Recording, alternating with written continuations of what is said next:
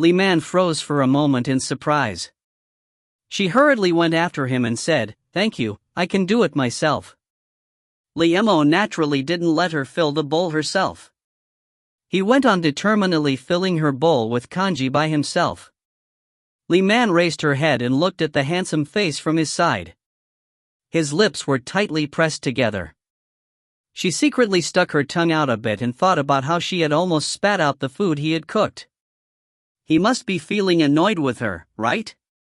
If you find any errors, ads pop up, ads redirect, broken links, non-standard content, etc., please let us know. Report chapter so we can fix it as soon as possible.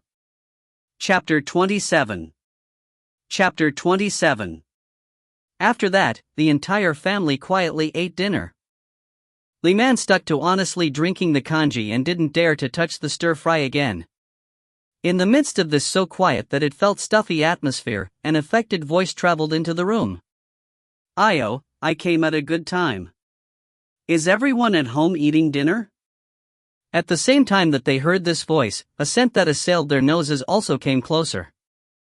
It was so pungent, Li Man curiously raised her head and saw a woman in her 20s swaying her waist as she came through the entrance, but the woman didn't fully come in. Instead, she leaned against the doorway. With her phoenix eyes narrowed, she smiled at the people inside. Her figure was pretty good. Her light red dress clung to her exquisite figure. Li Man didn't know if the decorative knotted tie at her collar was broken or if the woman was deliberately leaving it untied, but her collar was gaping, and it was very easy to see her exquisite, fair clavicle. This woman was beautifully alluring. Almost in unison, the four Li brothers furrowed their brows. Li Mo raised his head. His gaze was bit sharp. "Shun family's wife, did you come here for a reason?" "It's that useless devil in my family, of course. He left to go sell fish, but he still hasn't returned, so I came here to ask." The woman's lips, which had been smeared with red, coquettishly pouted at Li Mo. Li Mo didn't reply. He only glanced at Li Hua. Li Hua responded, "There were a lot of people today, and we weren't paying attention, but..." Fourth son has returned? Let older sister-in-law take a good look at you. I haven't you seen in a few months. You matured a lot since the last time I saw you. The woman's sticky gaze moved from Li Mo's body to Li Hua's. It was like something that couldn't be scraped off easily. Unhappy, Li Mo's brow continued to be furrowed. "Shun family's wife, if you don't have a reason to be here, you should go home. We're eating dinner." What do you mean I don't have a reason? Can't I come here to see my new younger sister? As she was saying this, the woman swayed her waist as she approached Li Man. Her beautiful eyes looked at Li Man from top to bottom. She smiled and said, "Io, there's been rumors that a beautiful new wife had married into your family in the past few days, but I didn't believe them. Seeing her now, she really lives up to her reputation. She's even fresher and lovelier than I was in my heyday." Li Man looked at this woman in confusion. Who was she? She was looking at her with such an unflattering gaze. "Younger sister, stand up. Let older sister have a good look at you. Your skin looks so good, and your hands are small and soft. I can easily tell that you've never had to do manual labor before." As the woman said this, she even stretched her hand out.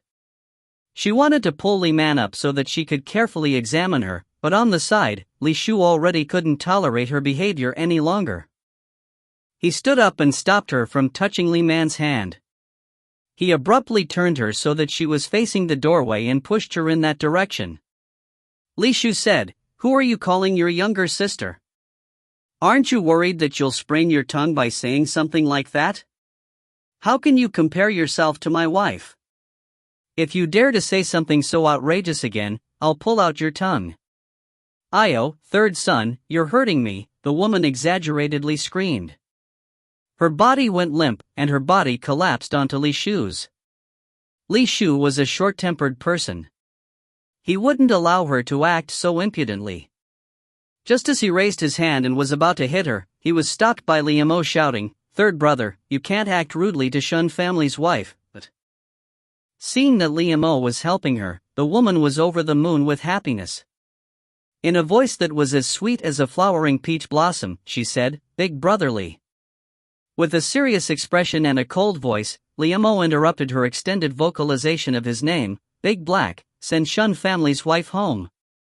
Big Black was currently playing with the two piglets behind the stove area. In the past few days, because a woman had been added to their family, Big Black felt quite repressed.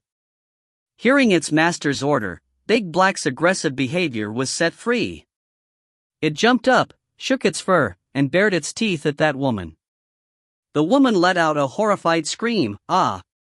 Just as she was about to pretend to faint, Big Black came closer with its slobbering mouth. Frightened, she frantically fled. Big Black wanted to chase after her, but Li Mo called it back, "Enough. What a shameless creature. If she dares to come back, I'm going to beat her until she loses at least 2 teeth." As soon as Li Shu recollected the words she had recently said about his wife, he regretted not moving quicker. "Third brother, sit down and eat," Li Mo ordered Li Shu. He divided the 3 steamed buns between Li Man, Li Hua, and Little Five. "Eat it while it's still hot." "I don't want to eat this. It's too oily." Li Man returned the steamed bun to the plate and turned around to take a millet pancake. Little Five directly put the steamed bun that Li Mo had given him into Li Mo's bowl. "Oldest brother, I had this for lunch. You should eat this one." Li Hua faintly smiled and also placed his steamed bun back onto the plate. "Oldest brother, we already ate enough of this during lunch. We left these for you and second brother to eat." Seeing how thoughtful and considerate Li Man and his 2 younger brothers were being, Li Mo's gloomy expression finally eased. He put the 3 steamed buns back into their bowls and said, "It's okay. Oldest brother also had meat for lunch too. T/N, Big Black deserves a juicy bone or a juicy steamed bun, happy face." If you find any errors, ads pop up, ads redirect, broken links, non-standard content, etc., please let us know. Report chapter so we can fix it as soon as possible. Chapter 28. Chapter 28. Seeing that the steamed meat bun had been returned to her bowl, she really wanted to stab it with her chopsticks and fling it back. Her little face looked as if she was undergoing a bitter hardship as she said, "I genuinely don't like to eat steamed buns." She moved the steamed bun to Li Mo's bowl and looked at him with a baby deer's mesmerizing gaze and a pitiful expression. Li Mo's heart violently skipped a beat. He hurriedly lowered his head to count the rice in his kanji. He had even forgotten about the steamed bun. Finally freed from having to eat that hated food, Li Man gave a soft, beautiful smile. Her large, bright, black eyes curved into crescent moons. It was a sight that overflowing with charm and beauty. On the other side, the other 3 people were struck dumb by this sight. After dinner was finished, Li Mo was scrubbing the pots and bowls himself, so there wasn't anything for her to do. So, she went back to her room to rest first. She had walked too much today. The soles of her feet felt so sore. Climbing onto the heated bed, Li Man was so sleepy that she couldn't keep her eyes open. In her half-awake state, she seemed to have heard persistent knocking. She wanted to say that they could come inside, and she thought that she had said those words aloud, but she couldn't win the battle with her eyes to open them again tonight. Holding a bucket of hot water and standing by the heated bed, Li Mo felt conflicting thoughts as he looked at the woman on the heated bed that was wiggling around. After a day of walking, she would feel better if she washed up and soaked her feet before going to bed. But, this woman seemed to be exhausted. Just as he was about to turn around and leave, he heard Li Man groaning and starting to roll over the edge of the heated bed. Li Mo hastily stretched his hand out to stop her and that oh-so-soft body rolled into the crook of his arms. He hurriedly put down the bucket of water, carried her back onto the bed, and pulled up the quilt up so that she was properly covered. Unexpectedly, right after he was standing straight, Li Man rolled over again. She raised one leg and somehow pulled the entire quilt so that she was on top of it.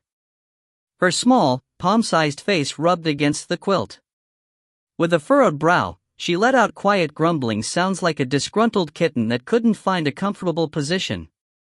Li Mo knew that she was exhausted from walking today, and her body was feeling sore. He heard from Little Five that on the way to the market, she had sat in the cart for part of the way, but on the way back, she had walked the entire way. His gaze inevitably drifted towards her little feet. It was only now that he noticed she hadn't taken off her shoes or socks. No wonder she was feeling uncomfortable in her sleep. A hint of a gentle smile appeared in Li Mo's eyes. He leaned over and removed her shoes and socks for her. Her little feet were white and tender. It was small enough that he could easily hold it in his palm. Then, he saw that the soles of her feet were very red. There were even broken blisters on her feet. He felt a rush of limitless pity and tenderness. He brought the bucket of water over, then he placed Li Man's little feet into the warm water and started massaging her feet. The sleeping Li Man let out a comfortable moan because of the relaxing sensation of soaking her feet in warm water. But she wasn't being a good sleeper. Her little feet kicked forward in the bucket and the water splashed Li Mo's face. Li Mo raised his head in shock. Seeing that Li Man was still asleep, he chuckled and wiped his face with his sleeve.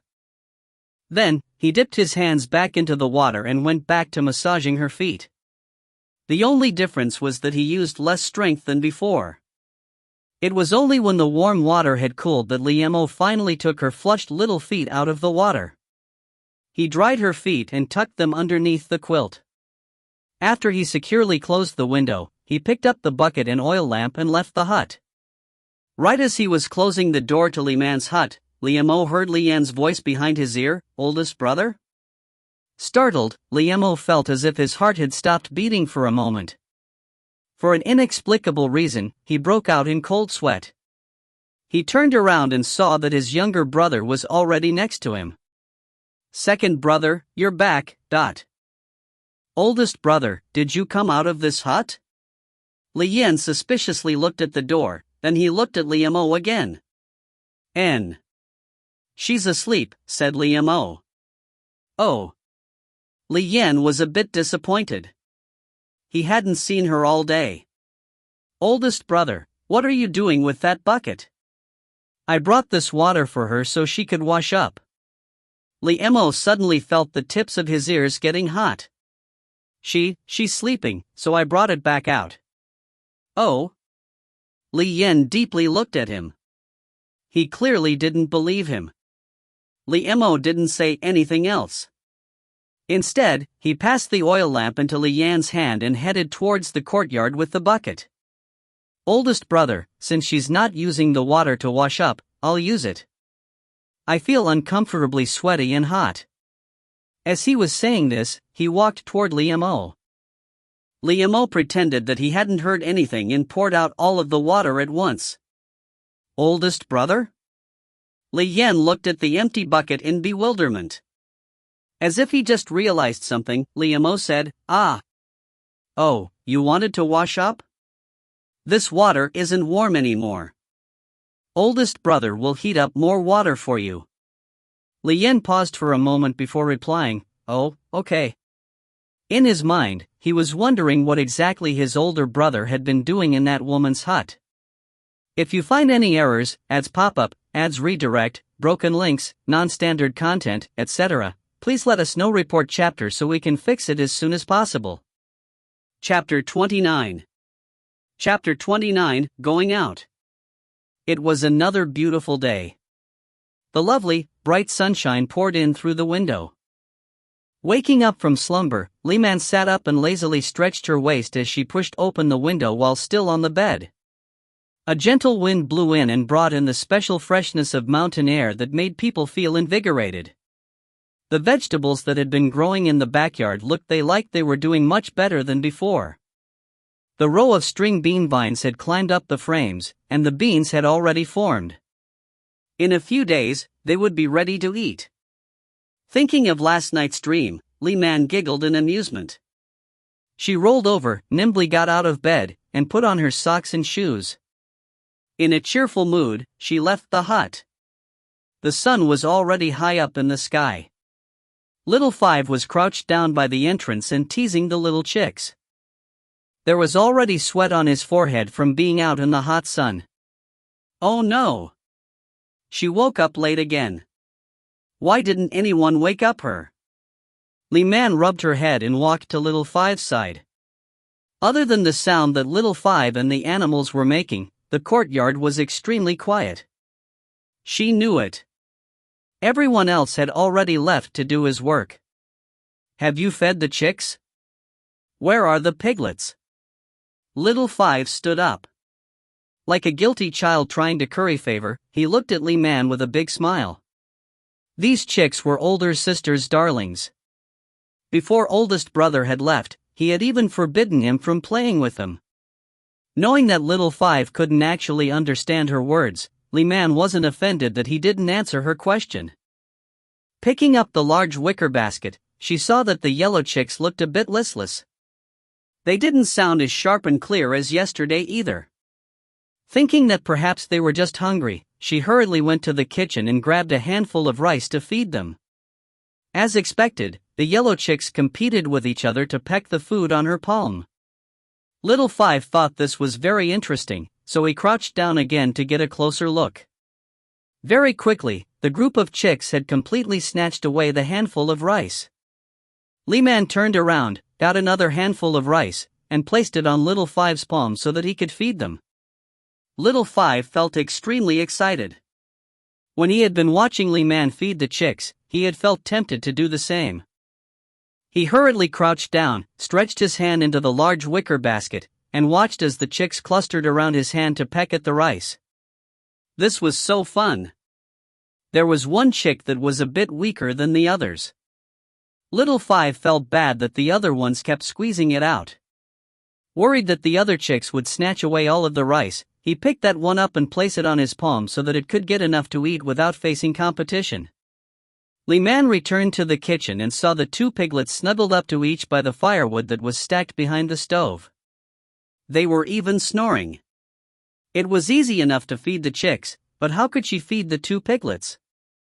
Cook rice? Simmer congee? Steam cornbread? Bah, she was being ridiculous. Feeding them slop would be more like it.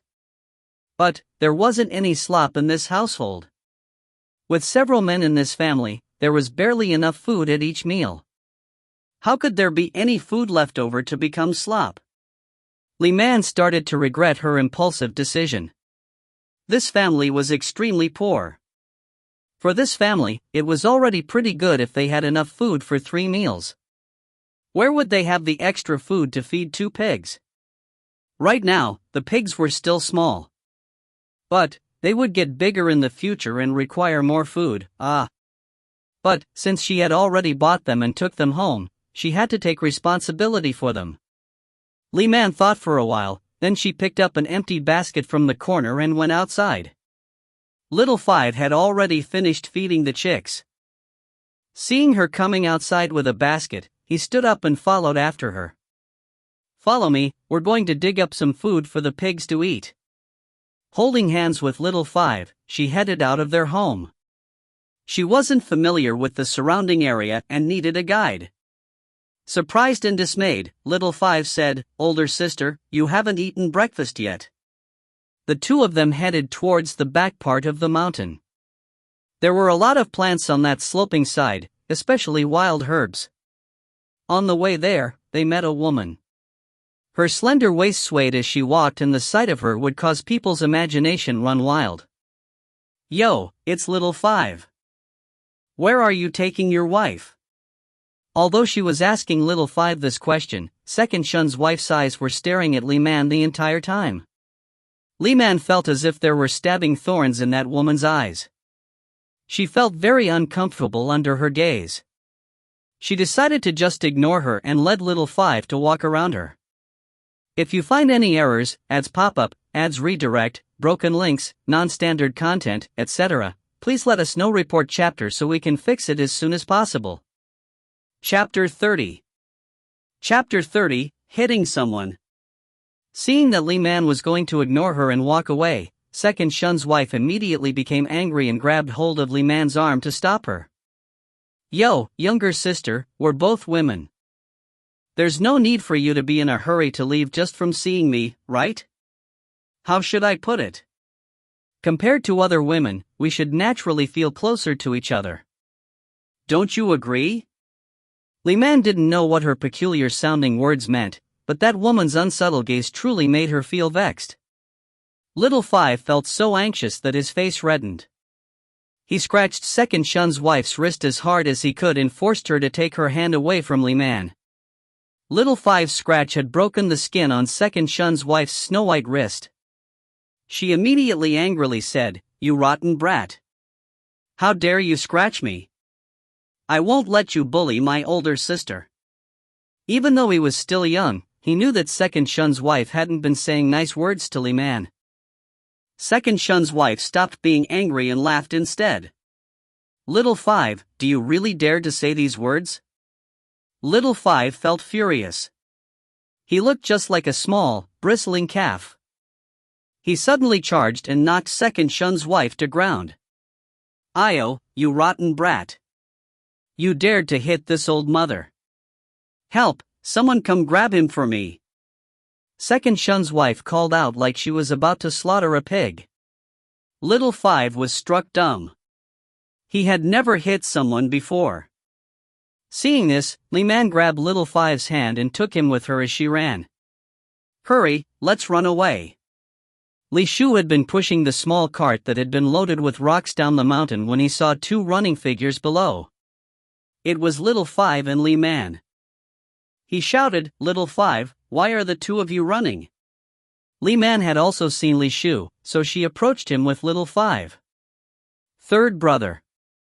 At the sight of Li Shu, all of Little Five's timidity fled. "Look at you, you're covered in sweat from running. Are you being chased by wolves?" Li Shu parked the cart and helped his younger brother by wiping his sweat. Without being consciously aware, his gaze drifted towards Li Man. Her forehead was covered in sweat too. Little Five falteringly narrated what had recently happened. After hearing the story, Li Shu's eyes turned red. "Where's that rotten woman?" Little Five pointed in the direction they had come from. "She was recently over there and cursing at us.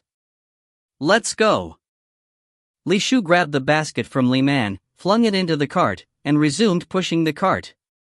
Steaming mad, he headed down the path that would lead to the village. Li Man was left feeling a bit stunned. She hadn't gotten food for the piglets yet. But, seeing that Little Five was helping out by pushing the cart, she went to the side and also started to help. Li Shu looked at her from the side. She wasn't very tall. At most, the top of her head only reached to his shoulder. Walking by his side, she looked almost as young as Little Five. She looked very delicate. With her slender, snow-white hands pressed against the cart, it made him wonder, how much strength did she have? Looking at her furrowed brow and tightly pressed lips, she was clearly using all of her strength. Still, she was trying her best to work. Li Shu pursed his lips and smiled. The strength he was using to push the cart increased. Honestly, it wasn't that hard for him to push this cart that was fully loaded with stones by himself. Now that there were two people here to help him, he was like a tiger that had grown wings. The cart was pushed down the road like it was flying. Not only was Li Man unable to help out, she had to start running just to keep up. In the end, she couldn't keep up and could only let her hands fall off the cart. On the way down, they hadn't seen Second Shun's wife. Li Shu thought that woman had gotten smart and ran away. But, to his surprise, when they arrived home, he saw that woman leaning against his home's entrance as if she was waiting for them. If you find any errors, ads pop up, ads redirect, broken links, non-standard content, etc., please let us know. Report chapter so we can fix it as soon as possible. Chapter 31. Chapter 31, Unreasonably Making a Scene. Seeing Li Shu, Second Shun's wife, Xing Yang, was just as stunned. She blankly stared at him as she straightened her posture. Hadn't this fellow gone up the mountain this morning? Why had he come back so soon? T/N, Nyang suffix is the equivalent of an informal version of Ms. Li Shu left the cart by a corner of a hut, then he turned around and walked over to Xingyang. What did you recently say to my wife? Who said anything? Scared, Xingyang kept retreating until her back touched the wall made of dried mud. Li Shu coldly curved his lips. Weren't you the one that said my wife was a girl that goes out to fool around? Xingyang was somewhat scared of Li Shu. He was infamous for short-tempered personality and would even hit women. I wasn't the one that said these words first. Those words have been spread widely. Spread widely? Were you the one that spread this rumor? Li Shu was prominently manifesting violent currents. He stretched his hand out and grabbed hold of her hair. It hurt so much that she yelped and said, "Let go." I just heard this from other people.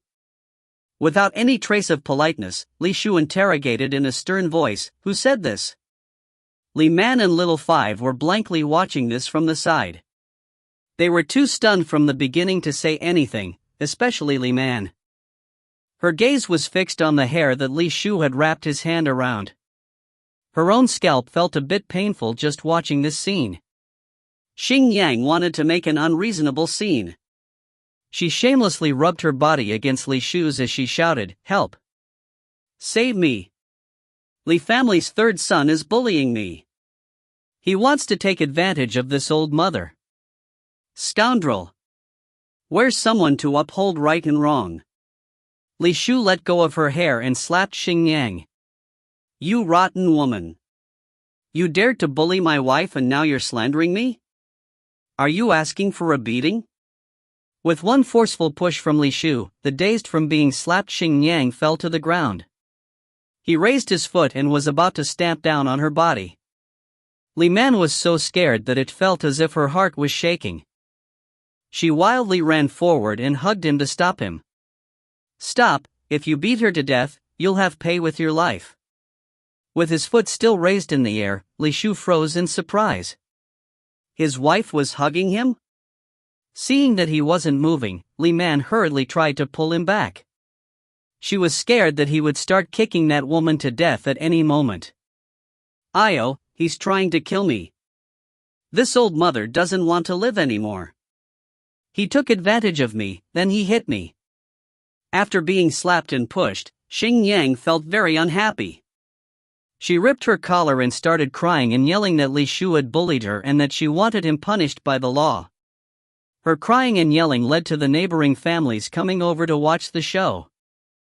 Having gotten the audience that she wanted, Xingyang looked at the spectators and pointed at herself, "Fellow villagers, you're all witnesses. Look at how inhumane Li family's third son is being. He's bullying me in broad daylight, Look, even my clothes had been torn open. Seeing that I wouldn't comply with him, he even hit me, Fellow villagers, you have helped me and right this wrong." Hearing these words, Li Shu's fury skyrocketed. "You rotten woman, how dare you tell lies?" He wanted to rush forward and beat this woman to death. Li Man desperately clung to his waist to stop him, but it was impossible for her strength to be a match against his. She almost fell over, but fortunately, Little Five came forward and helped her. "Third brother, oldest brother said before that it's not okay to fight. That woman deserves to be beaten. I can't let her off." Although Li Shu was still feeling very angry, Little Five's words had an effect. It was true that he liked to fight. But, after each satisfying brawl, he would be faced with a round of beating from his oldest brother once he returned home. It really wasn't worth it. Still, that woman's rotten mouth was too maddening. Just as the situation had reached a point where it couldn't be peacefully resolved, Li Mo returned home with a bamboo pole and 2 full buckets hanging from it.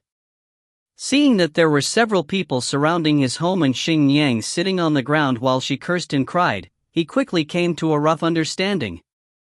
He asked Li Shu, "Third brother, what happened?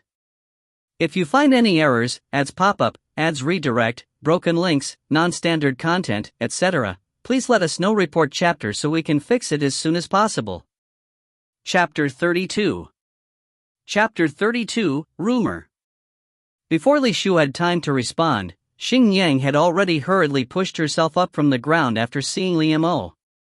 She tearfully shouted, "Io, Li family's oldest son, you finally returned.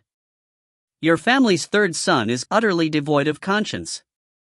He bullied me. Seeing that I wouldn't comply him, he even hit me." Li Mo stared at her with a severe gaze. Xing Yang's heart thumped for a beat. Feeling a bit guilty, she stopped speaking. Li Mo turned his head and said to Li Shu, "Third brother, tell me what happened." Everyone in the village knew exactly what type of person Second Shun's wife was. Although his younger brother was a short-tempered person, he wouldn't hit someone without a reason. "Oldest brother, that rotten woman has been going around to spread lies about our wife," Li Shu angrily said. "Who's telling lies? This old mother has only been saying the truth. Everyone, look at that girl. Look at her beautiful face and figure. Her skin looks young and tender enough to squeeze out water. Could an ordinary family have a daughter as fresh-looking as her?" Seeing that more and more people had come over to spectate, Xing Yang wasn't scared anymore. Instead, she wanted to make the situation worse. It wasn't fair the Li brothers were protecting that woman in every possible way while she had been married to that useless person and had to endure the villagers' supercilious looks. "Shut your mouth!" Li Mo and Li Shu berated in unison. Xing Yang felt that she had suffered a loss today. Even if she had to die, she would drag someone down with her too. Her eyes flickered to look at Li Man's body. With an insincere smile, she said, "Humph. I wonder, this girl is in the budding beauty stage of her life, and she looks so beautiful. How could they have been willing to sell her?" Once these words were said, all the spectators furrowed their brows and disdainfully looked at Li Man. Faced with their cold gazes, Li Man felt as if she was being stabbed all over. But the worst part was that she had no idea what was going on. Although she knew that woman's words were targeted at her, she didn't know what she was saying and didn't even have the ability to refute her words. "Despicable woman, you're talking bullshit. I'm going to beat you to death." Li Shu suddenly went forward and slapped her. Xing Yang wasn't able to dodge in time, and her other cheek ended up getting a red mark too.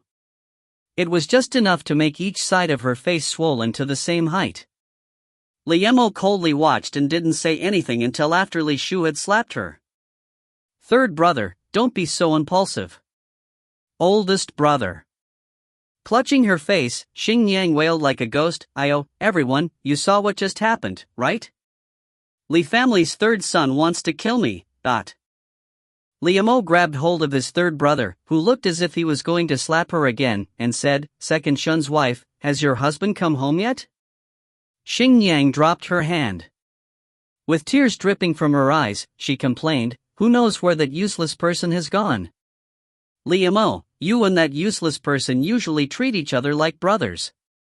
But now, you're working together with your younger brother to bully me.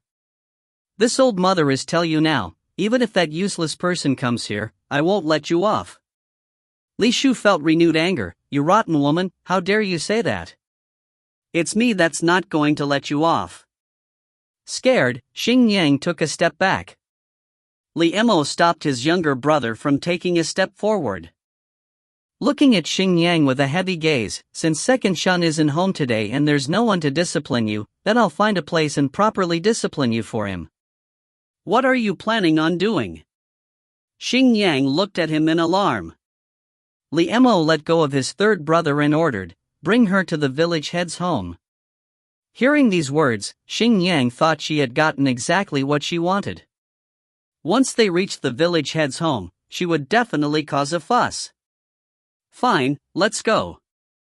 I can walk there by myself. If you find any errors, ads pop up, ads redirect, broken links, non-standard content, etc., please let us know. Report chapter so we can fix it as soon as possible." Chapter 33. Chapter 33, Feeling Jealous. The group of people suddenly turned to a different direction. Li Man didn't know where they were going, but based on their postures, it seemed that situation had become more serious. Feeling very gloomy, Li Man could only hold hands with little Five and follow after Li Mo. The village head's home was located at the western side of the village. It was also the first home that people would see when they entered the village. It was a collection of rooms constructed with mud bricks and surrounded by large trees. It was simple and neatly laid out home with a courtyard at the center. Today, the village head's home was very lively. There were about a dozen villagers sitting on stools in the spacious courtyard and chatting with the village head. At the side of the courtyard, Chunny and the village head's young daughter, MANHWA, were sitting on different sides of the table and adoringly looking at Li Hua. With her hands propping up cheeks, Chunny praised older brother Hua, "Your calligraphy looks really good." She had already said these words dozens of times before. Of course, older brother Hua is the best. Lianhua's eyes were totally focused on Li Hua. She thought he looked so attractive when he was focused on writing. Chunny sneered at her. She wished she could cover the eyes that Lianhua used to look at Li Hua. Older sister Lianhua, am I remembering this correctly? You're 1 year older than older brother Li Hua, right? Lianhua couldn't take these words lying down. She harshly glared at her. Chunny, is there nothing for you to do at your home? You've already been here all morning. Are you planning on staying here to eat lunch too? Chunny knew that she had offended Lianhua. She hurriedly apologetically smiled at her. Older sister Lianhua, aren't you happy that I came here to keep you company and chat with you? If older brother Hua wasn't here, there was no way that she would be willing to come here. Looking at Chuanpi with contempt, Lianhua harumphed and said, "Who wants your company?" Then, she turned around and moved close to Li Hua. She was enchanted by the faint scent of ink that clung to Li Hua. Older brother Hua, are you thirsty? Do you want Lianhua to pour you some tea? Not willing to be outdone, Chunny took out a handful dried jujubes from her pocket. Older brother Hua, I still have jujubes left, do you want some? Li Hua raised his head, looked at the two girls, and lightly said, "No thanks." Then, he got up, picked up the letter that he had finished writing, and brought it to a villager. "Third day, I finished writing your letter. I'll read it aloud for you. If there's anything missing, I'll add it to the letter. T/N, day is a term of respect for an older man. AI, good. Third day coughed a few times because of the smoke from his tobacco pipe. His wrinkled face was filled with a smiling expression. He gratefully looked at Li Hua. Standing at the side, Li Hua seriously read aloud the words that the elder had asked him to write. His voice was crystal clear. Even when he was only reading an ordinary letter from one family member to another, it still sounded especially nice. The sound of conversation and laughter from the nearby villagers puttered to a stop. They all seriously listened to him reading the letter. As for third day, he nodded along as he listened. In the midst of this fine, tranquil scene, the arrival of an exaggerated screechy crying sound abruptly broke the peaceful atmosphere. As soon as Xing Yang entered the village head's home, she preemptively ran towards him and said, "Honorable village head, you have to give me justice, I'm being prosecuted to death." As everyone in the courtyard was stunned by the sudden noise, they saw Xing Yang running over in a sorry state. She dropped to the ground on her butt. Crying and bawling, she said, "Village head, if you won't give me justice, I won't be able to keep living. Li family's third son is a beast, A bucket of water that had been used to wash vegetables came pouring down on her head. Xing Yang was totally soaked. When she looked up, she saw the village head's wife, Zhang Shi, standing in front of her and holding a wooden bucket. T/N, if a name has "Shi" suffix, then it means this a married woman's maiden last name. Zhang Shi pointed her finger at Xing Yang and scolded, "Little hussy, why did you come to my home to cause a fuss? What kind of place do you think this? Is this a place for you to act like a hoodlum?" It was a bad idea to offend Zhang Shi. Last year, the two of them had fought over a matter related to Zhang Shi's oldest son. Xing Yang had lost miserably, but she hadn't expected that this old witch would still be holding a grudge a year later. If you find any errors, ads pop up, ads redirect, broken links, non-standard content, etc., please let us know. Report chapter so we can fix it as soon as possible. Chapter 34. Chapter 34, Proof. Soon after, Li Man followed the Li brothers inside and was greeted with this scene. She felt a bit flabbergasted. The village head hadn't been able to stop his woman from pouring the water in time, but he was worried that these two would start fighting. He hurriedly stood up and said, "What's gotten into you? Go back inside and start cooking. Li family's fourth son is going to eat lunch with us at noon." The second this woman came here, she started crying like she was at a funeral. "I just was helping her out by washing away the bad luck." Zhang Shi disdainfully looked at Xing Yang. If this woman hadn't seduced her oldest son, her daughter-in-law wouldn't have miscarried. Her future grandchild wouldn't have disappeared from this world before being born. I don't want to live anymore.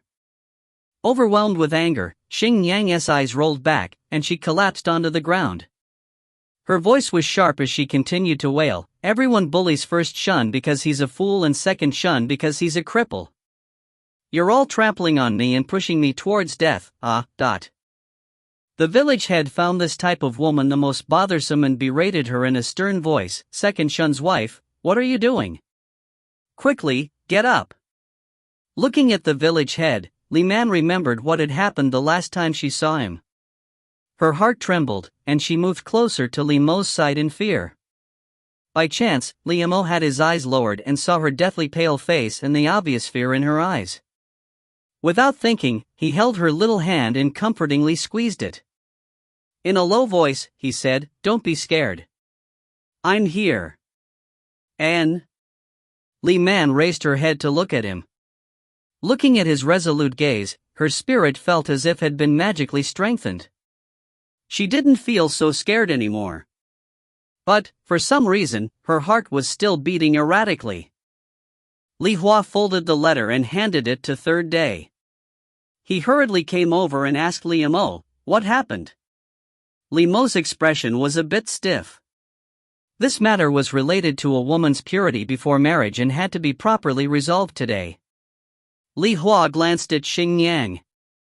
Remembering the words that she had said to Li Man yesterday night, he more or less could guess what had happened, so he quietly whispered advice into Li Mo's ear. Several men in the courtyard were friendly with Xing Yang. And yet, seeing her in this state, not a single one of them dared to step forward and say a few words on her behalf. There was no one for Xing Yang to direct the anger in her heart. She rolled around the ground. There were tears streaming from her eyes and mucus dripping from her nose. "I don't want to live anymore. Just let me die here. Anyways, my family only has an idiot and a cripple. No one treats me with respect. Just kill me." The village head was so angry that even his beard trembled. He said to Li Mo, Li family's oldest son, "Pull her up. Who is she acting out this unreasonable fuss for? If there's anything she needs to say, she can say it standing up." Before Li Mo could agree, Li Shu wickedly smiled and said, "I'll do it. Don't touch me." Hearing his voice, Xing Yang panicked and scrabbled at the ground as she hurriedly stood up to avoid him. If that hoodlum pulled her up, nothing good would come of it. He would probably dislocate her shoulder or fracture her bones, then pretend it was an accident. Wouldn't that be suffering a loss for no good reason? Yo, either you are really going to die. So, you're still capable of standing up by yourself, huh? Li Shu sneered. Xing Yang's already flushed face turned to the color of pork liver. She shouted, "Li Shu, you barbaric dash. You dash." Third brother, Li Mo called out to stop Li Shu. Then, facing Xing Yang, he said, "Second shun's wife, it's time for you to stop causing trouble too. Right now, in front of the village head, let's clear everything up." "Clear things up?" Xiang Yang cried out, "All right, say whatever you want. Do you think this old mother is scared of you? Your family's wife is a girl that's been around the block.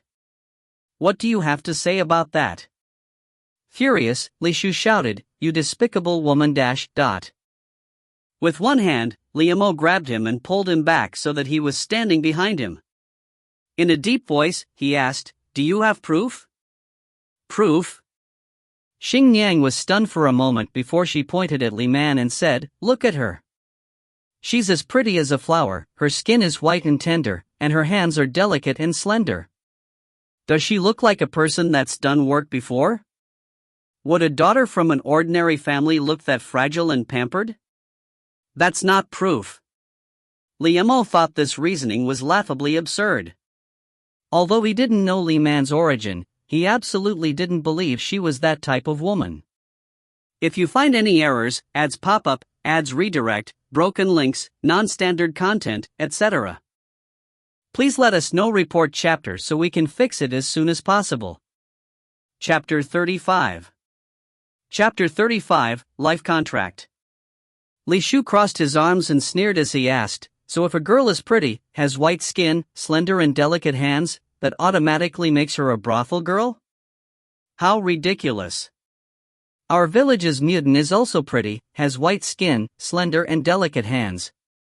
Based on your words, is she a brothel girl too?" Xing Yang was struck dumb.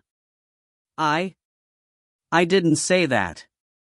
Besides, how can she be compared to Muden? Li Mo stopped paying attention to her. He directly said to the village head, "It's true that I brought her here, but I didn't buy her from a brothel. Of course, she's not an ordinary family's daughter either dash dot." Acting as if she had gotten information that could be used against them, Xing Yang immediately hooted, "Yo, so I was right." Li Mo didn't even bother looking at her. He continued, "She was a servant girl from a noble family." As soon as these words were said, everyone's gaze uniformly went towards Li Man. Li Man was at loss of what to do. Why were they all looking at her? Could it be that these people had discerning eyes and could tell that she is soul from a different world? Had they really been planning on executing her that night? Reassuringly squeezing her hand, Li Mo added, "I'm not sure about the specifics, but that noble family did something wrong, and the entire family was sent to exile. On the day all of the servants were being sold off, I happened to meet her by chance at the market and saved her." Oh. Everyone nodded. This type of things wasn't considered strange in the goddess's ravine. They had seen women from noble families that had fallen onto hard times being taken into the local landlord's estate. Moreover, anyone would be willing to add this type of woman into his household. A woman that was born in a noble household, even if she had only been servant, would still be more well-mannered and intelligent than a daughter from an ordinary family. It was only that this type of opportunity rarely came along. They couldn't help thinking that Li Mo had been very lucky to be given the opportunity of meeting such a satisfactory and agreeable woman by chance. The crowd's disdainful gaze turned into an envious one. Their gazes made Li Man feel quite alarmed. What were they planning on doing to her? She hadn't said anything. Why were they looking at her? A servant girl from noble family? Xing Yang would have never guessed that the truth would turn out like this. Chunni had been looking forward to watching an entertaining show, but in the end, it turned out to be like this. She could only blame Xing Yang for being too stupid, so she could only ask the question herself, "You want us to believe this story without any proof?" "I don't care if you don't believe it," Li Shu said. Li Mo ordered Li Hua, fourth brother, "Go home and bring back the life contract," but in this time period, taking a servant into your household was considered a big deal, so there would be a life contract to document this matter. This way, if the servant ran away, it would be easier to find him or her. The life contracts would be very based on the individual person's status. This would be clearly documented on the life contracts. Li Hua assented, turned around, and started walking out. Looking at his back figure, Li Man didn't know why he was leaving, but she wanted to follow after him. But it was to no avail. Li Mo had her hand grasped in his. Since everyone was watching them, she was scared of doing anything would cause any unnecessary trouble and could only hold her breath as she obediently stood by Li Mo's side. She was hoping that no one would pay attention to her. The village head led everyone to patiently wait. It didn't take long before Li Hua returned with the life contract. Moreover, he opened it and let everyone examine it. Everyone looked at it.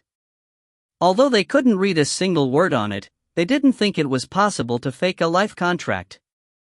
Besides, since they dared to take it out, it was even less likely for it to be fake.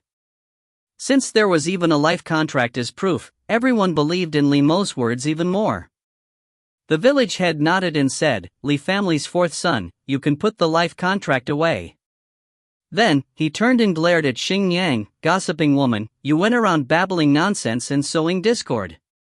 What do you have to say for yourself now?" Xing Yang gradually lost her vigor and her somewhat unpleasant gaze drifted over to Chunny. That rotten girl had been the one that told her this originally.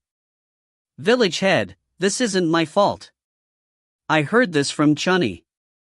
If you find any errors, ads pop up, ads redirect, broken links, non-standard content, etc., please let us know. Report chapter so we can fix it as soon as possible."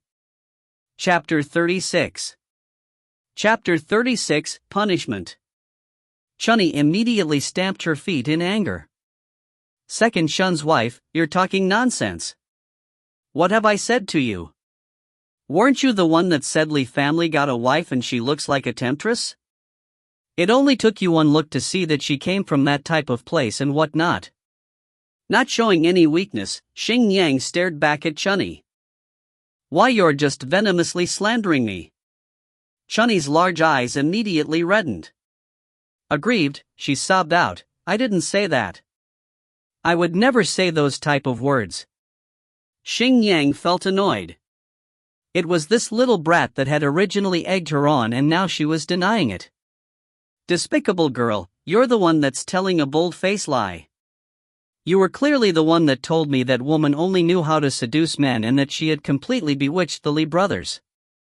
You said, who knows where she learned those feminine wiles. You also said dash." "Shut up." Li Mo coldly interrupted her unbearable tirade. He said to the village head, "Village head, please take charge over the matter and uphold justice." Li Shu joined in and said, "Yeah, village head, Second Shun's wife slandered my wife. She wrongfully accused my wife of being a prostitute and also tried to frame me and said that I want to do something to her. With the heavens as my witness, I swear that even the idea of touching her finger disgusts me, much less touching her. She should go back home and look in the mirror dash." Li Mo stopped Li Shu from continuing further. "Third brother, what's the point in saying all that? Village head will give us justice." Li Shu relaxed his furrowed brow. Whatever, everything that should be said, had been said. The village head dryly coughed and nodded at Li Mo, of course. Then, he imposingly swept his gaze across the crowd until it coldly stopped on Xing Yang. "Xing Yang, you didn't have any proof before spreading slanderous rumors about Li family's wife. It's clear who's the guilty party and who's the innocent party in this case. This village head can't help you this time." "Village head," frightened by the village head's stern gaze, Xing Yang felt as if her liver was trembling. The village head dignifiedly issued the punishment, "Big Kuei, second Guzi, bring her to the shrine. Hand her over to the goddess to be dealt with." "Understood." Two burly, middle-aged men stood up and walked towards Xing Yang. Xing Yang screamed out in fear. "Honorable village head, it wasn't me, Chunny was the one that told me to say those words. I didn't do it deliberately. This is just a misunderstanding, Anxious, Chunny shouted in wild abandon, "You're lying, I never said those words." If older brother Hua found out that she had been the person who had instigated Xing Yang, would he never talk to her again? "It was you. Village head, if you're going to punish someone, she should be the one that's punished." Xing Yang desperately grabbed onto Chunny and wouldn't let go. MANHWA, who had been coldly watching everything from the side, finally spoke, "Daddy, I think you should send both of them to the goddess. The goddess will fairly deal with them. Older sister MANHWA, how could you? Chunni hatefully glared at MANHWA. She was abusing her father's official authority for her own private interests and to avenge her personal wrongs. Did MANHWA think she would be able to get close to older brother Hua after getting rid of her? Dream on. Let me tell you something, older brother Hua will never like you. You? Angry, MANHWA glared at her. The village head also became angry. What are you squabbling about?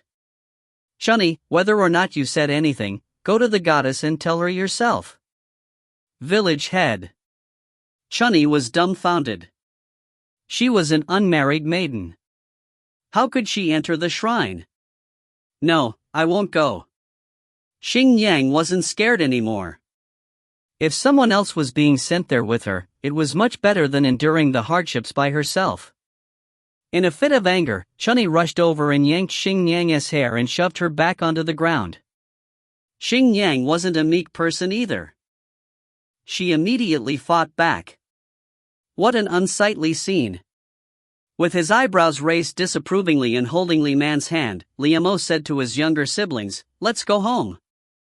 They were deciding to not get involved and just leave? Chunni felt envious hatred, especially as she saw Li Hua walking by Li Man's side like a bodyguard, whose mission was to protect a flower. No longer caring about her struggle with Xingyang, she abruptly rushed over, pushed Li Hua aside, and pulled Li Man's sleeve. Because she had used so much force, half of Li Man's sleeve was ripped away, and a snow-white, beautiful arm was exposed. There was an especially conspicuous cinnabar dot on her arm. T/N, the most famous, mythical method of virgin detection was the gecko cinnabar mark. Supposedly, if a woman had a cinnabar dot on her arm from powdered dried gecko that had been fed cinnabar, it meant that she was still a virgin. If you find any errors, ads pop-up, ads redirect, broken links, non-standard content, etc., please let us know. Report chapter so we can fix it as soon as possible. Chapter 37. Chapter 37, Believing. Frightened by this sudden and unexpected attack, Li Man shrieked and hid herself in Li Mo's arms. Li Mo tightly hugged her, and Li Hua quickly took off his outer robe and covered her with it. Even so, everyone had seen her beautiful, snow-white arm, especially that cinnabar dot. It had dazzled their eyes. Everyone clearly understood what that dot symbolized. Even if there hadn't been a life contract, the cinnabar dot by itself would be enough to prove Li Man's virginal status and that she definitely couldn't have come from a brothel. This also proved that Xingyang had been speaking without thinking. How could she have said that Li Man used her feminine wiles on the Li brothers? Chunni suddenly felt somewhat gratified. Didn't this prove that nothing had happened between Li Man and older brother Hua? Li Mo icily glared at Chunni for a moment, then he picked up Li Man and started to walk towards the entrance in large strides. Li Shu and Little Five followed after him. Li Hua had originally been planning on leaving immediately too, but he decided to bid farewell to the village head first. Village head, excuse us for troubling you. As for your family letter, I finished writing it. If there's any problem with it, you can come to my home, and I'll fix any errors. I've also finished everyone else's letters as well. If there's nothing else, I'll be leaving first. Stay here and eat lunch with us before leaving, the village head courteously said. This child had come here early in the morning and had been here since then. He hadn't even had a drink of water. Hua also hurriedly went forward and tried to persuade him. Older brother Hua, eat lunch with us before going. My mom already prepared the food. No thanks. I'll be taking my leave first, Li Hua politely refused. He turned around and started walking out. Older brother Hua-Hua wanted to chase after him, but her father stopped her and said, "Enough, let him go back to his home." After such an incident had occurred, how could they expect that child to stay here and do nothing? They Kue, second Guzi, brings second Shun's wife and Chunni to the shrine. Keep a close watch over them. Understood. Li Man felt like a silkworm. Li Hua had tightly wrapped the robe around her so that not even her eyes were showing. Li Mo was also holding her especially securely. Her face was pressed against his chest, and she could clearly hear his strong heartbeat. It didn't take long before they arrived home. Li Mo brought her straight to her bed in the western hut. Unwilling to wait any longer, Li Man tugged down Li Hua's robe. He had wrapped her so tightly that it felt hard to breathe. "Are you okay?" Li Mo didn't dare to look at her exposed arm and hastily rewrapped Li Hua's robe around her. "You must have felt scared." Actually, Li Man was feeling okay. She was just startled when that girl had grabbed her. She didn't think it was a big deal that her arm had been exposed. Seeing that Li Man was only blankly blinking her large eyes without saying a word, Li Mo thought she had been scared too badly and hadn't recovered yet. His heart was filled guilt, but he didn't know how to comfort her. Fortunately, at this time, Li Hua had returned home too. Lo Mo hurriedly got up and said, "Fourth brother, say something to help her feel better." After saying this, he led Li Shu to leave the room with him. Li Man blankly looked at Li Hua, then she picked up a branch that she had left on the windowsill and wrote on the ground, "What was happening before?" "It's nothing. It's already been resolved." Li Hua looked at her with a great deal of pity and tenderness. Since this girl had been brought into their family, her life hadn't been going smoothly. Previously, she had almost been hanged. And now, today, people had said such slanderous words about her. It seemed like those people were targeting me. Even if Li Man wasn't especially acute, she could sense the feelings those people felt towards her. Li Hua took the branch from her hand and wrote, "You don't need to be afraid. We're here for you." After writing this, he softly placed his hands on her shoulders. With a gentle, but firm gaze, he looked at her and asked, "Do you believe me?" T/N, the floor in the hut is most likely just dirt, that's why Li Man is able to easily write on the floor with a branch. If you find any errors, ads pop up, ads redirect, broken links, non-standard content, etc., please let us know. Report chapter so we can fix it as soon as possible. Chapter 38. Chapter 38, Birthmark. It felt as if the teenage boy's clear and clean gaze could purify her thoughts. Li Man suddenly felt as if her emotions weren't as unsettled as before. Seeing that her expression was gradually improving for the better, Li Hua gently smiled. "Alright, don't have any wild thoughts. Rest for a bit. I'm going to go prepare lunch. Seeing him turning around to leave, Li Man grabbed his hand in panic. "You still haven't told me what happened." "Huh?" Li Hua turned his head to look at her. Li Man pointed at the words that she had previously written, then she handed the branch to him. "Tell me." Li Hua seemed to be internally wrestling with what to tell her.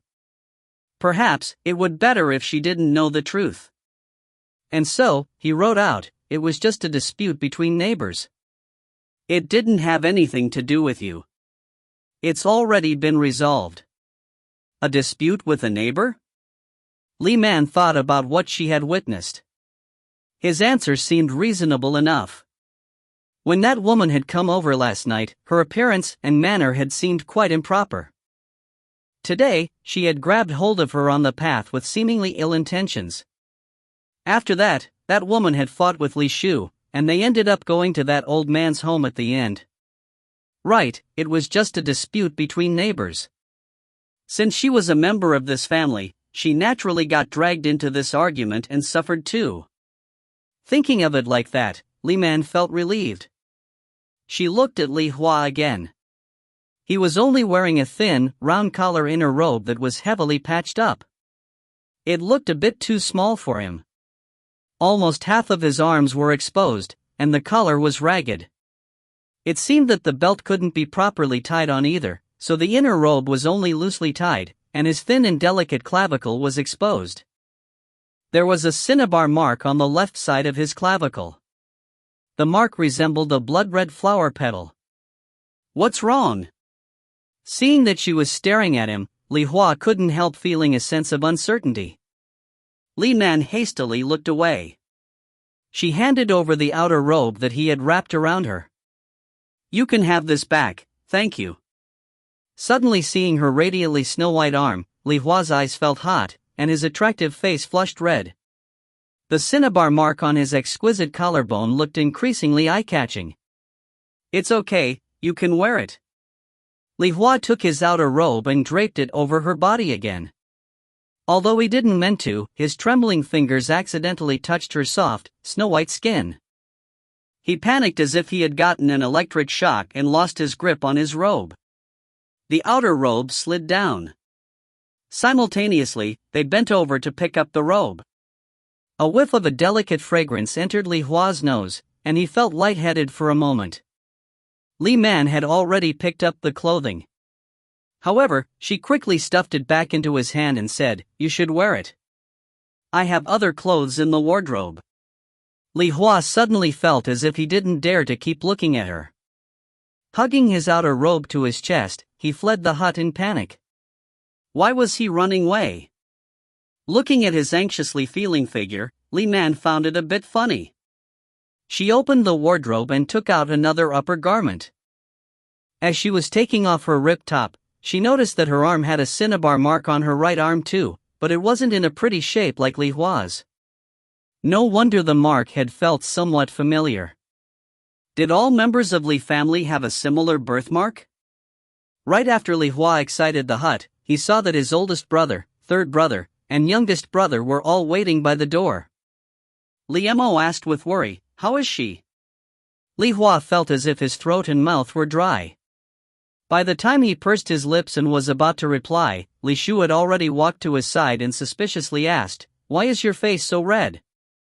"Eh?" Li Hua unconsciously touched his face. "Is it?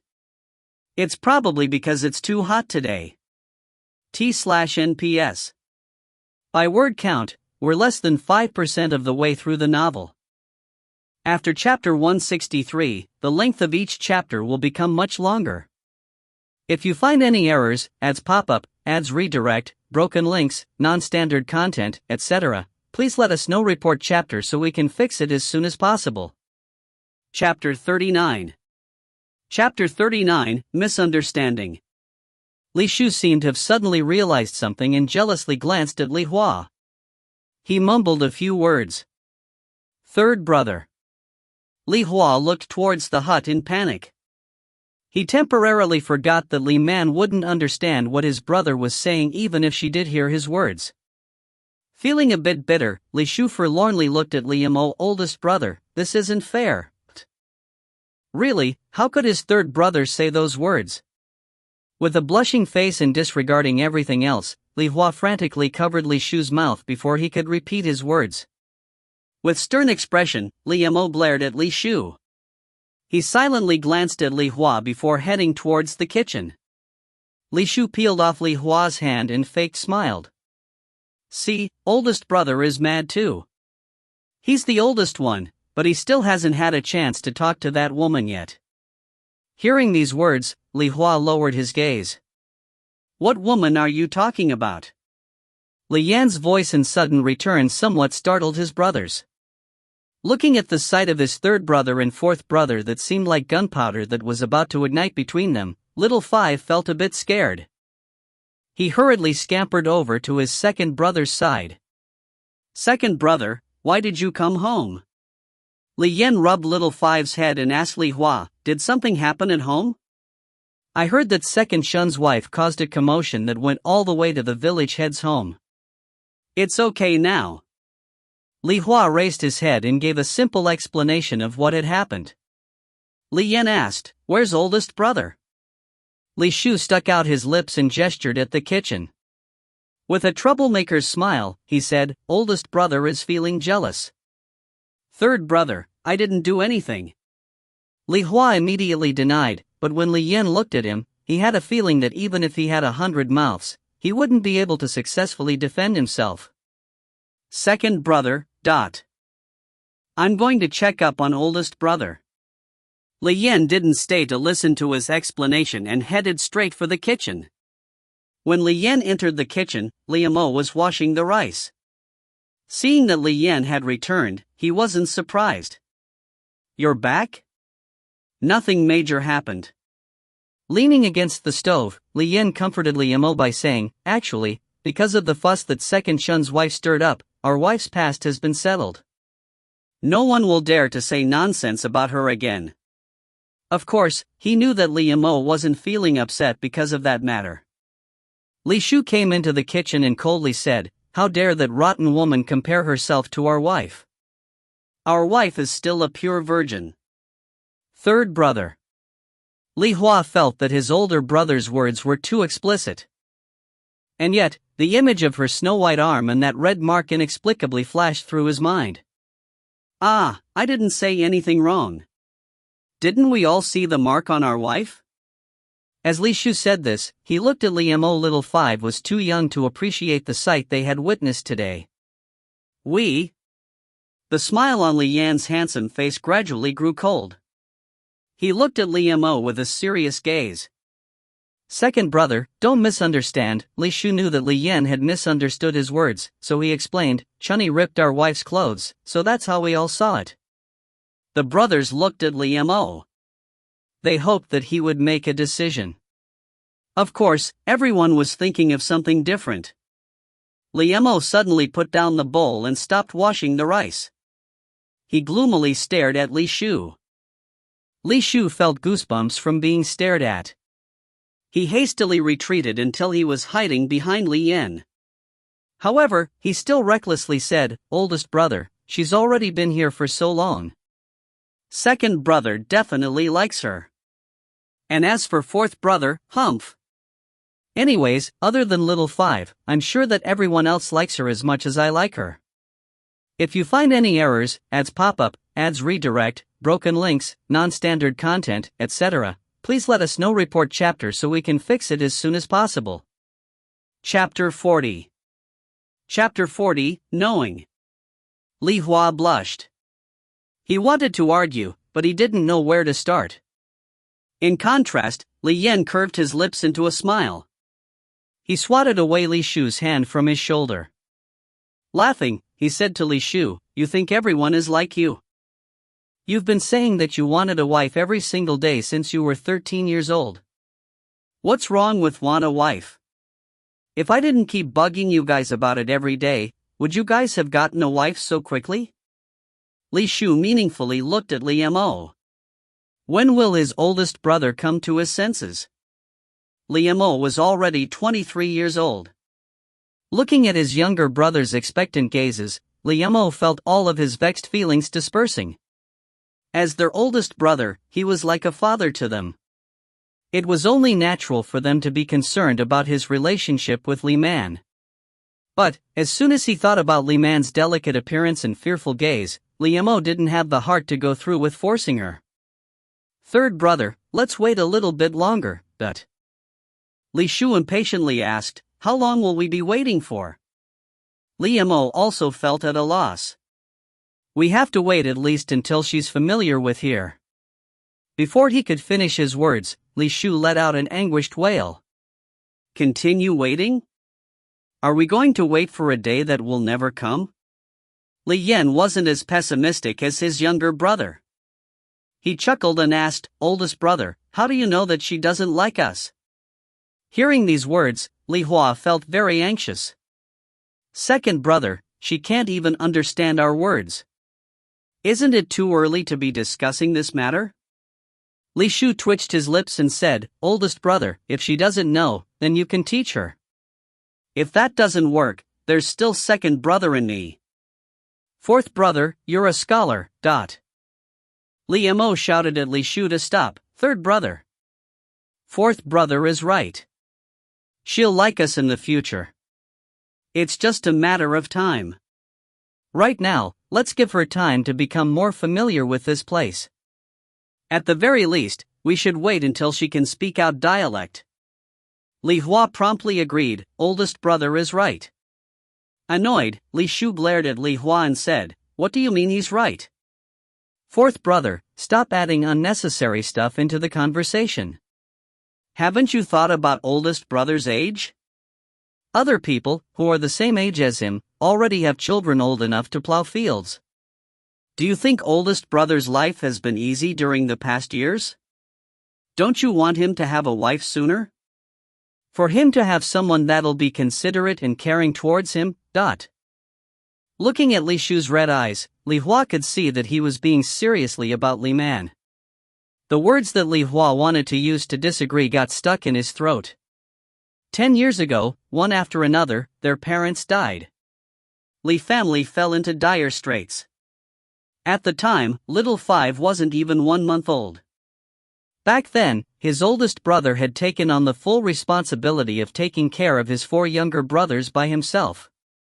Actually, Li Hua also hoped that his oldest brother could find a woman sooner. Oldest brother. Li Mo didn't want his brothers to fall into discord over this issue. Enough, stop having those wild thoughts. Third brother, do you remember what our mother said before she died? Li Shu's eyes immediately turned redder. He turned his head away and grumbled, wasn't it just to cherish and pamper our future wife? Good, you remember. Li Mo patted Li Shu's shoulder and said, oldest brother knows that you've suffered in the past several years, but she's our wife. Are you really willing to hurt her?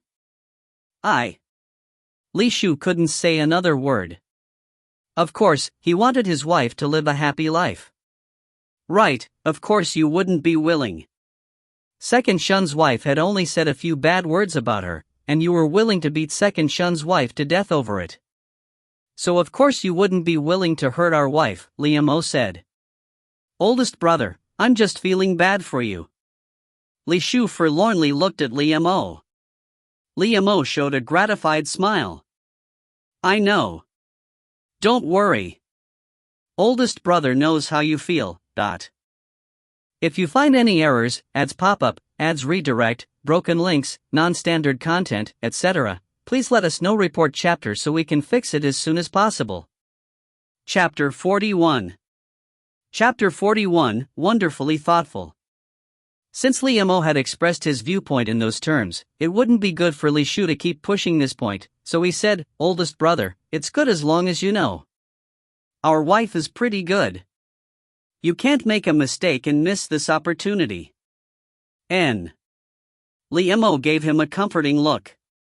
As for their wife, Li Yen knew that his oldest brother had already made a pretty big breakthrough today. At the very least, Li Mo had admitted that woman was their wife. Smoothing out his sleeves, Li Yen picked up the bowl from the stove and continuing washing the rice. Alright, third brother, help me with the fire. I'll cook. Li Mo said, second brother, you should probably go back to work. Alright, how many items did Newton's family want you to make? Li Yen poured the clean rice into a pot as he replied, not much, some trunks for clothes as well as wooden bowls, bathing barrels, tables, and chairs. It should be done in a few days. Li Shu scoffed and said, I thought they were even going to have you build the bed. Li Yen chuckled. Alright, oldest brother, I'll leave now so that I can try to finish my work by the end of tomorrow. Go. Li Mo nodded. After Li Yen left, Li Hua said, oldest brother, you can go do your work. I'll cook. In their family, only second brother and fourth brother knew how to cook. Li Mo nodded. Okay, have little Five help you with the cooking fire. After verbally agreeing, Li Hua went to look for what he could gather to cook their lunch. Seeing that Li Shu wasn't moving, Li Mo ordered, third brother, go and round up the piglets. Oh, I almost forgot about that. Li Shu hurriedly left the kitchen. Seeing that Li Shu had walked far away through a window, Li Mo finally asked Li Hua, where's the life contract? Li Hua understood the meaning of his question. Oldest brother, don't worry. I put it away in a safe place. That's good. Hearing this, Li Mo was at ease, and he also went outside to the courtyard. Untying the bundle of bamboo, he decided to make a fence underneath the peach tree. In the western hut, Li Man went through the wardrobe, found another upper garment, and put it on. She folded the torn upper garment that she was wearing before and placed it on her bed. On another day, when she had free time, she could try altering it into something usable. Li Hua told her to rest for a bit, but how could she feel comfortable sitting around and doing nothing? Anyways, it was about time to make lunch. At the moment that she got up, she saw through the back window that Li Shu was building something with stones near the outhouse, and she immediately thought of a pig pen. Right, with a pig pen, the little piglets would have a home of their own. After happily leaving the hut, she saw that Li Mo was building a fence using slender bamboo by the peach tree. Her smile immediately widened. The men in this family were truly wonderfully thoughtful. So then, she should make something yummy for lunch to reward them for their considerate behavior. As soon as Li Man entered the kitchen, she saw that little Five was by the stove tending to the cooking fire, and Li Hua was washing vegetables. What are you planning on cooking? Let me to do. Li Man walked closer and saw pickled cabbage that had been washed clean. Li Hua put the washed pickled cabbage onto a plate, then he pointed at a stool and said with a smile, "Sit down for a bit. I'll be done soon." Li Man watched him as he sliced the pickled cabbage into pieces. Then seeing that he was going to put the cabbage into the other pot, she hurriedly stood up to stop him. "Are you going to cook it just like that?" Li Hua didn't understand her words. Seeing that there weren't any other vegetables by the cooking range, she suddenly felt a bit awkward. She had eaten this family's pickled vegetables before. It had been sour enough that she wanted to spit it out. If he just cooked it like that, it really wouldn't be edible. Ah. Got it. Feeling as if a divine light had suddenly shined down on her, she pulled Li Hua towards the courtyard as she walked. Li Hua felt a bit confused and blankly allowed himself to be tugged to the small pit where the fish was being stored. Smiling, he asked, "You want to eat fish?" There were still a couple of fish in the pit. Oldest brother had specially told them to not sell all of the fish. If you find any errors, ads pop up, ads redirect, broken links, non-standard content, etc., please let us know. Report chapter so we can fix it as soon as possible. Chapter 42. Chapter 42, Fish with Pickled Cabbage. Li Man pointed at the grass carp that were swimming back and forth and said to Li Hua, "Grab one out. I'll make fish with pickled cabbage for you guys." T/N, below is a picture of fish with pickled cabbage. Ch042, pickled fish.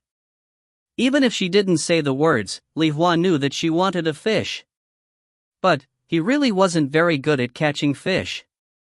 He had to go ask his third brother for help. "Wait here, I'll get third brother to come over." Seeing that Li Hua and Li Man were by the pit with fishes, Li Mo had already walked over. "Let me do it." Seeing that his oldest brother had come over with a bamboo stick, Li Hua automatically moved to the side. Oldest brother. Li Mo stood near the edge of the pit and focused his gaze on the fish. Suddenly, he struck the bamboo stick down. When he raised the bamboo stick back up, there was a plump, grass carp pierced onto it. Li Man felt as if she had just witnessed something from a martial arts drama. There really were people that could catch fish with just a stick. She immediately clapped her hands together and expressed her admiration. "Wow, so amazing. You're so awesome." Faced with Li Man's smiling eyes that were full of worship, Li Mo felt a bit self-conscious. After he handed the fish to Li Hua, he headed straight back to the peach tree. At the moment that he turned around, his lips had curved up without him noticing. His earlier depressed mood had faded away just from looking at her smiling face. Still smiling, Li Man said, "Your oldest brother is so amazing." As she took the fish from Li Hua, she said, "I'm going to gut the fish. Help me by getting some water from the well." Li Man went to the well, and Li Hua returned to the kitchen first and brought back a knife and a bowl. After Li Hua got a bucket full of water from the well, Li Man brought everything outside of their home, by the entrance. She was worried about getting the courtyard dirty. Very quickly, the fish was gutted and cleaned, and Li Man happily returned to the kitchen. Fish with pickled cabbage was her specialty dish. Little Five had obediently stayed sitting by the cooking fire to watch over it. Seeing Li Man coming inside with a fish, he was pleasantly surprised. Older sister, are you going to cook fish for lunch? N. Li Man placed the fish on the chopping board, and sliced off flesh from both sides of the fish. In addition, she cleaved the fish head and cut the rest of the fish into uniformly smaller pieces. Watching her nimble and efficient technique, Li Hua and Little Five were blown away by her skill. The pickled cabbage had already been sliced up, so she didn't need to do anything else to it. One by one, Li Man prepared the other ingredients. She peeled and minced the garlic, washed and sliced the garlic, and grounded the chili peppers into a powder. After all of the ingredients were prepared, she ordered to Little Five to start a fire for another pot. When the oil had reached medium heat, she dropped in the pieces of garlic, slices of garlic, and grounded chili pepper.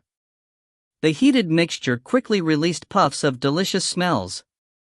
After roughly stir-frying the pickled cabbage, she added water, the fish head, and the fish bones to the pot and brought the food back to a boil before letting it simmer for a bit. After that, she added the sliced pieces of fish and salt into the pot that already had the other seasonings and mixed everything together. She let everything boil for a while, then she covered the pot and let the food continue to cook at a lower heat. Li Hua sincerely praised, "It smells really good." Leaning against the cooking range, Little Five gluttonously looked at the food. At this time, Li Shu had already smelled the delicious scent and ran into the kitchen. "What are we eating for lunch? Why does it smell so good?" He wanted to take off the lid to see what was inside, but Li Man stopped him. "Wait a bit. It's not ready to eat yet." Li Shu took his hand back and looked at Li Man with a splitting grin. Surrounded by wisps of steam, her soft, white face looked even more beautiful. Faced with such abnormally bright eyes, Li Man felt a bit scared. She instinctively leaned towards the cooking range. Seeing her action, Li Hua pulled Li Shu back and explained, "It's fish with pickled cabbage." Li Man continued to lean against the cooking range. About 15 minutes later, she decided that the fish should be finished cooking, so she took off the lid and picked up a large plate so that she could transfer the food onto a plate. Li Hua was worried that she would get scalded by the hot steam and went forward to help her, but Li Man wouldn't let him. She just said, "Tell your oldest brother to come back. Everyone has to wash his hands too. We're going to be eating soon." Little Five ran outside and shouted, "Oldest brother, it's time to eat. Lunch is fish with pickled cabbage. It smells really good." There was no need for Little Five to shout. Li Mo had already smelled the delicious scent. It only took one guest to know that their wife had cooked lunch. If you find any errors, ads pop up, ads redirect, broken links, non-standard content, etc., please let us know. Report chapter so we can fix it as soon as possible. Chapter 43. Chapter 43, Looking. Li Mo put down what he was doing, got water from the well, and washed his hands before entering the kitchen. The food had already been put on the table. The large plate of fish with pickled cabbage was enough food for the family to have a very satisfying meal. Oldest brother, we're so lucky to have such a skillful wife. Li Shu winked at Li Mo. He hadn't been able to resist sneaking a bite. The fish today was even more delicious than the braised fish from last time. Slightly smiling, Li Mo sat down. Li Man brought over a bowl of rice as well as a pair of chopsticks. "Thank you for your hard work," Li Mo politely said. His heart felt as if it was overflowing with warmth. Li Man smiled. She understood what those words meant. "No problem." After picking up a piece of fish with her chopsticks and removing the bones, she gave the fish to Little Five and said, "Take your time with eating so that you don't choke." "Thank you, older sister." As Little Five ate the fish, he somewhat gloatingly looked at his three older brothers. He. Once again, older sister added food to his bowl, and he was the only one that got this special treatment. Li Hua picked up a piece of fish with his chopsticks and placed it in Li Man's bowl. "You should eat too. Little Five can get his own food." "Yeah, wife, you should eat more. I heard that women that like to eat fish would give birth to beautiful and clever children." Li Shu hurriedly followed suit and stuffed 2 pieces of fish into Li Man's bowl. Li Hua almost choked on the rice that he was eating, and Li Mo's face flushed red. Li Mo admonished, "Third brother, stop saying nonsense." "Eat? Who's saying nonsense?" "I'm just repeating a fact," Li Shu seriously said. Then he tried to add more fish to Li Man's bowl. Li Man picked up her bowl and tactfully declined, "No need. I can get the food myself." Seeing her rejecting gesture, Li Shu didn't mind. He tossed the slice of fish into his own mouth. "Ah, so yummy." Seeing him like this, Li Man lowered her head and secretly smiled. Actually, Li Shu was the best-looking one in his family. He was slender, tall, and straight. His heroic facial features were very distinct too. If they were in modern day, there would be countless actors trampled under his feet. However, this was only true when he wasn't talking. The second he opened his exuberant mouth, his unrivaled handsome image would be destroyed. Of course, he also had an explosive temper. His eyes there were as deep as a lake, seemed to always be shooting out fiery sparks. If he couldn't win an argument in a few words, he would be ready to throw a punch. This was probably why no one noticed how handsome he was. "Wife, are you looking at me?" Li Shu wickedly batted his eyes at Li Man. "Well, what do you think? Have you discovered that I'm better looking than them?" Although Li Man didn't understand the meaning of his words, the explicit look in his eyes was enough to make her heart skip a beat. She hurriedly lowered her head and pretended to not understand. Li Hua helplessly glanced at Li Shu. Fortunately, Li Man didn't understand their words yet. Otherwise, how would they be able to peacefully continue this meal? She already looked too uncomfortable to eat. Li Mo furrowed his brow. "Third brother dash. Okay. Before his oldest brother could lecture him, Li Shu surrendered of his own accord. "I won't talk anymore, okay? Still, you have to admit that our wife had been gazing at me." He. Li Mo picked up a piece of garlic and put it into Li Shu's bowl. "Just eat. Li Shu immediately exclaimed, "Oldest brother, you know that I hate eating garlic." Taking advantage of Li Man lowering her head to eat rice, Li Mo gave Li Shu a warning, glaring, and said, "If you keep talking nonsense, you'll have to eat chili peppers too." Li Shu tossed the piece of garlic onto the table. "Ha, oldest brother, you're feeling jealous." Before Li Shu could finish, a piece of chili pepper was tossed into his open mouth. Caught off guard, Li Shu ended up choking on the chili pepper and having a coughing fit. Li Man raised her head and asked in worry, "What's wrong? Did a fishbone get stuck in your throat?" Li Hua smiled at her comfortingly, "It's okay. He'll be fine after eating some rice. If you find any errors, ads pop up, ads redirect, broken links, non-standard content, etc., please let us know. Report chapter so we can fix it as soon as possible. Chapter 44. Chapter 44, Cutting Cloth. Oldest brother and fourth brother were working together to bully him.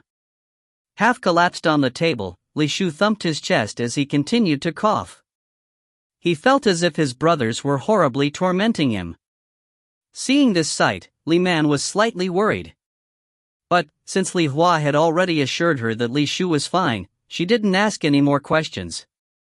Fortunately, Li Shu quickly recovered and resumed eating lunch with gusto. He simply treated this experience as his oldest brother and fourth brother being jealous of him. After lunch was over, the brothers each went their own way to do their work. Little Five was the only one that stayed to help Li Man clean up the plate and bowls. Very quickly, Li Man finished washing the pots and bowls, and Little Five also finished with wiping down the table. The two of them left the kitchen together and decided to go to the backyard to see how Li Shu's construction of the pig pen was coming along. Seemingly by chance, Li Hua came out from the eastern hut at this time. Seeing Li Man and Little Five, he waved at them and shouted, "Come over here for a second." "What's wrong?" Li Man walked over to him. Seeing that he was holding a scissor, she couldn't help feeling curious.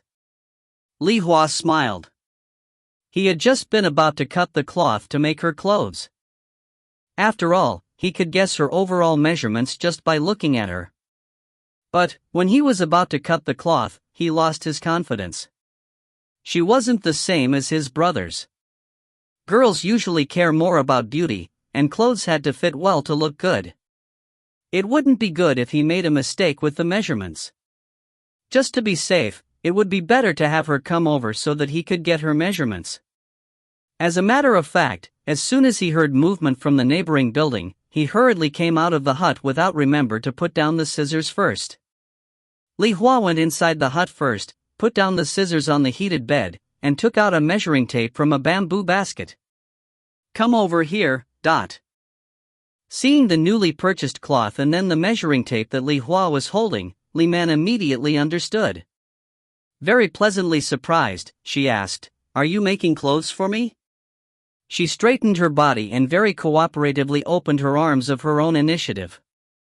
Looking at her happy appearance, Li Hua pursed his lips and smiled too. Holding the measuring tape, he took her measurements: neck circumference, shoulder width, arm length.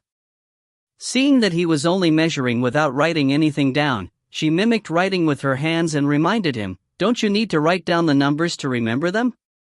Li Hua pointed at his head and said with a slight smile, "I can remember them here."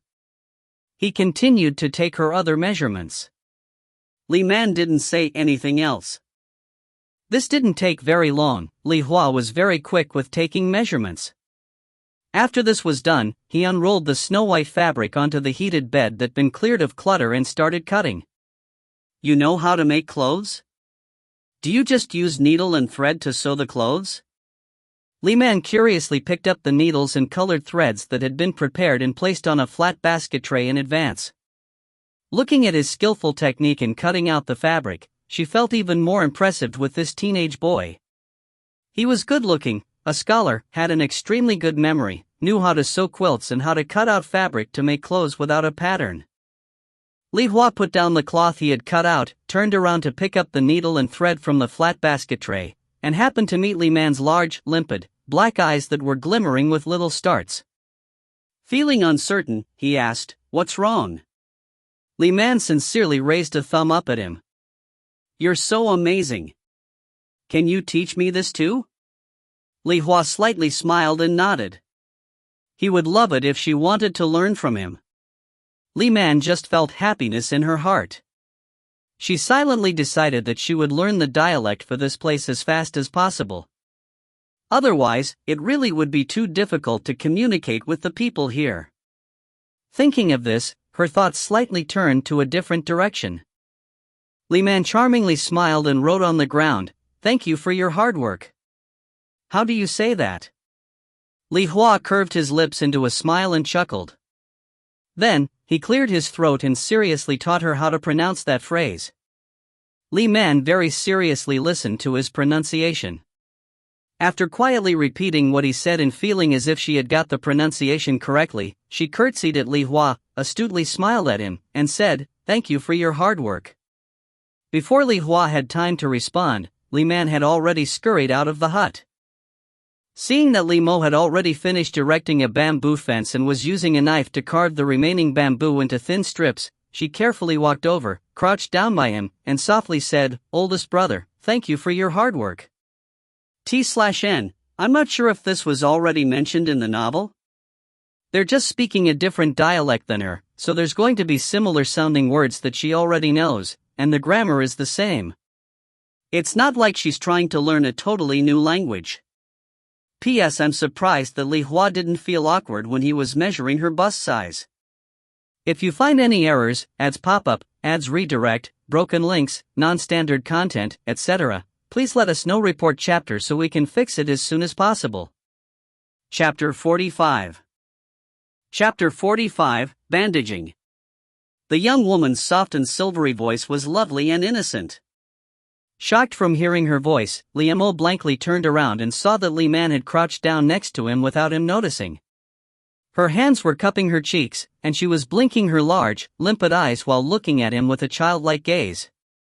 Seeing that he wasn't responding, Li Man thought that she hadn't pronounced the words correctly, and she seriously repeated the phrase again, "Oldest brother, thank you for your hard work."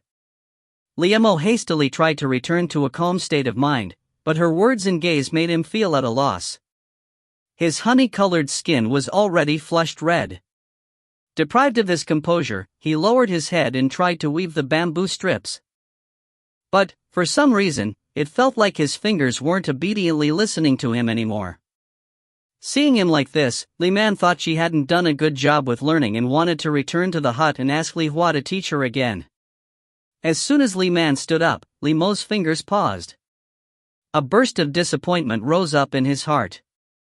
He wanted to try to get her to stay and find words to say to her, but she had already scurried towards the eastern hut.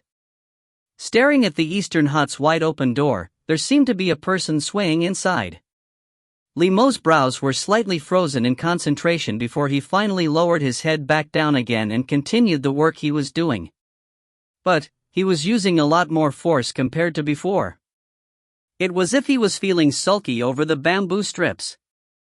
Suddenly, he felt a sharp pain on his finger. One of the bamboo strips had stabbed into his left hand's forefinger, and bright red blood was dripping out. Startled, he only blankly watched as drop after drop of blood welled out and dripped down his finger. Instead of being aware of the pain, the blood surprisingly reminded him of the cinnabar dot on that woman's arm. Li Man animatedly rushed out of the hut again.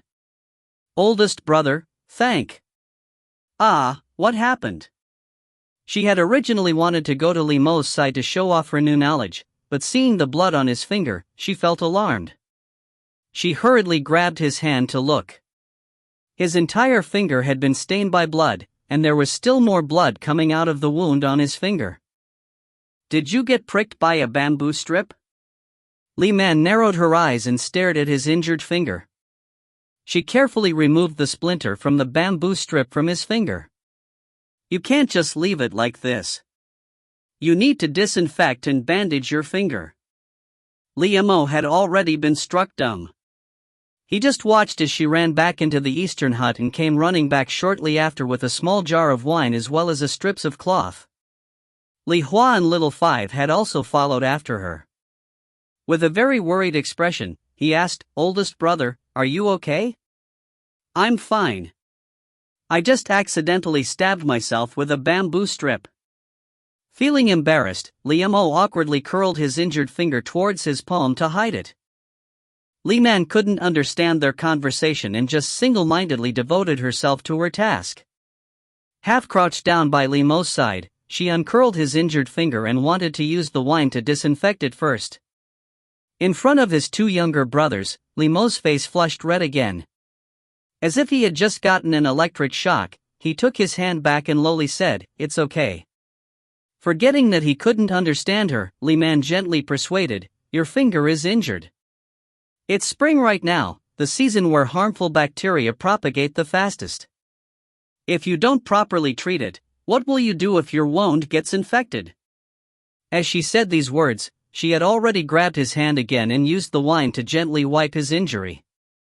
After cleaning his injury, she wrapped the clean strip of cloth around his finger. Li Mo felt as if the wine had been poured into his heart instead of being used to wash his finger. He felt as if he was utterly intoxicated and was completely at Li Man's mercy. Even as Li Man instructed Li Mo to not get the bandage wet, he was still dazedly looking at her. Li Hua, who was also standing at the side, also felt too stunned to react. His ink-colored eyes were as calm as water. As he quietly watched this scene, his heart felt a sense of relief as well as sudden pang of bitterness. He couldn't explain why there was a painful feeling. If you find any errors, ads pop up, ads redirect, broken links, non-standard content, etc., please let us know. Report chapter so we can fix it as soon as possible. Chapter 46. Chapter 46, Expressing Her True Feelings. Li Man put away the wine pot, stood up, and didn't forget to implore Li Mo, "You don't have to finish this today. Be careful. Don't get injured again." After saying this, she scurried back to the kitchen. Li Mo lightly moved his bandaged finger. There was a silly-looking smile on his face as he picked up the thin bamboo strips that he had finished preparing. He decided that he would build a small chicken coop next. Li Hua stepped forward to stop him. "Oldest brother, your hand is injured. Let me make it instead." "You wouldn't know how to make one," Li Mo said. In the past, he'd been injured plenty of times while hunting, and it hadn't been a big deal. He wasn't some delicate person. His finger had just been pricked by a bamboo strip today. At this time, Li Man animatedly came out with the large wicker basket and put all of the chicks inside the fenced area. Li Hua glanced over in her direction, then he smiled at Li Mo and said, "It's what she wants us to do. She'll be really unhappy if you get hurt again." Li Mo turned his gaze over there too. Seeing Li Man supporting herself on the fence as she happily watched the little balls of fluff frolicking inside the fence, Li Mo felt as if his heart was being wrapped in honey. He said to his younger brother, "It's okay. It won't take me much time to make it." Li Hua looked at his older brother whose lips were curved up. This was happiness that came from the heart. Li Hua felt his own heart calming down. Perhaps this was good too. Hadn't he already silently accepted this? After Li Man had settled the little chicks and seeing that it was still early, she decided that she would go with little Five to the back of the mountain to dig up some wild plants. She knew that Li Mo didn't understand her words, so she returned to the eastern hut to tell Li Hua. Li Hua was currently sitting on the bed and sewing clothing. After Li Man told him what she wanted to do, he put down his needle and thread and stood up to go with her. "It's okay. I can just go with little Five." Li Man hurriedly waved her hands. But Li Hua had already taken the bamboo basket from her. He smiled and said, "Let's go." He clapped little Five on the back, and the two of them left the hut first. Li Man could only follow after them. After leaving their home, the three of them headed towards the back of the mountain. Li Hua walked in the center. One hand was holding little Five's hand, and the other hand was holding the basket.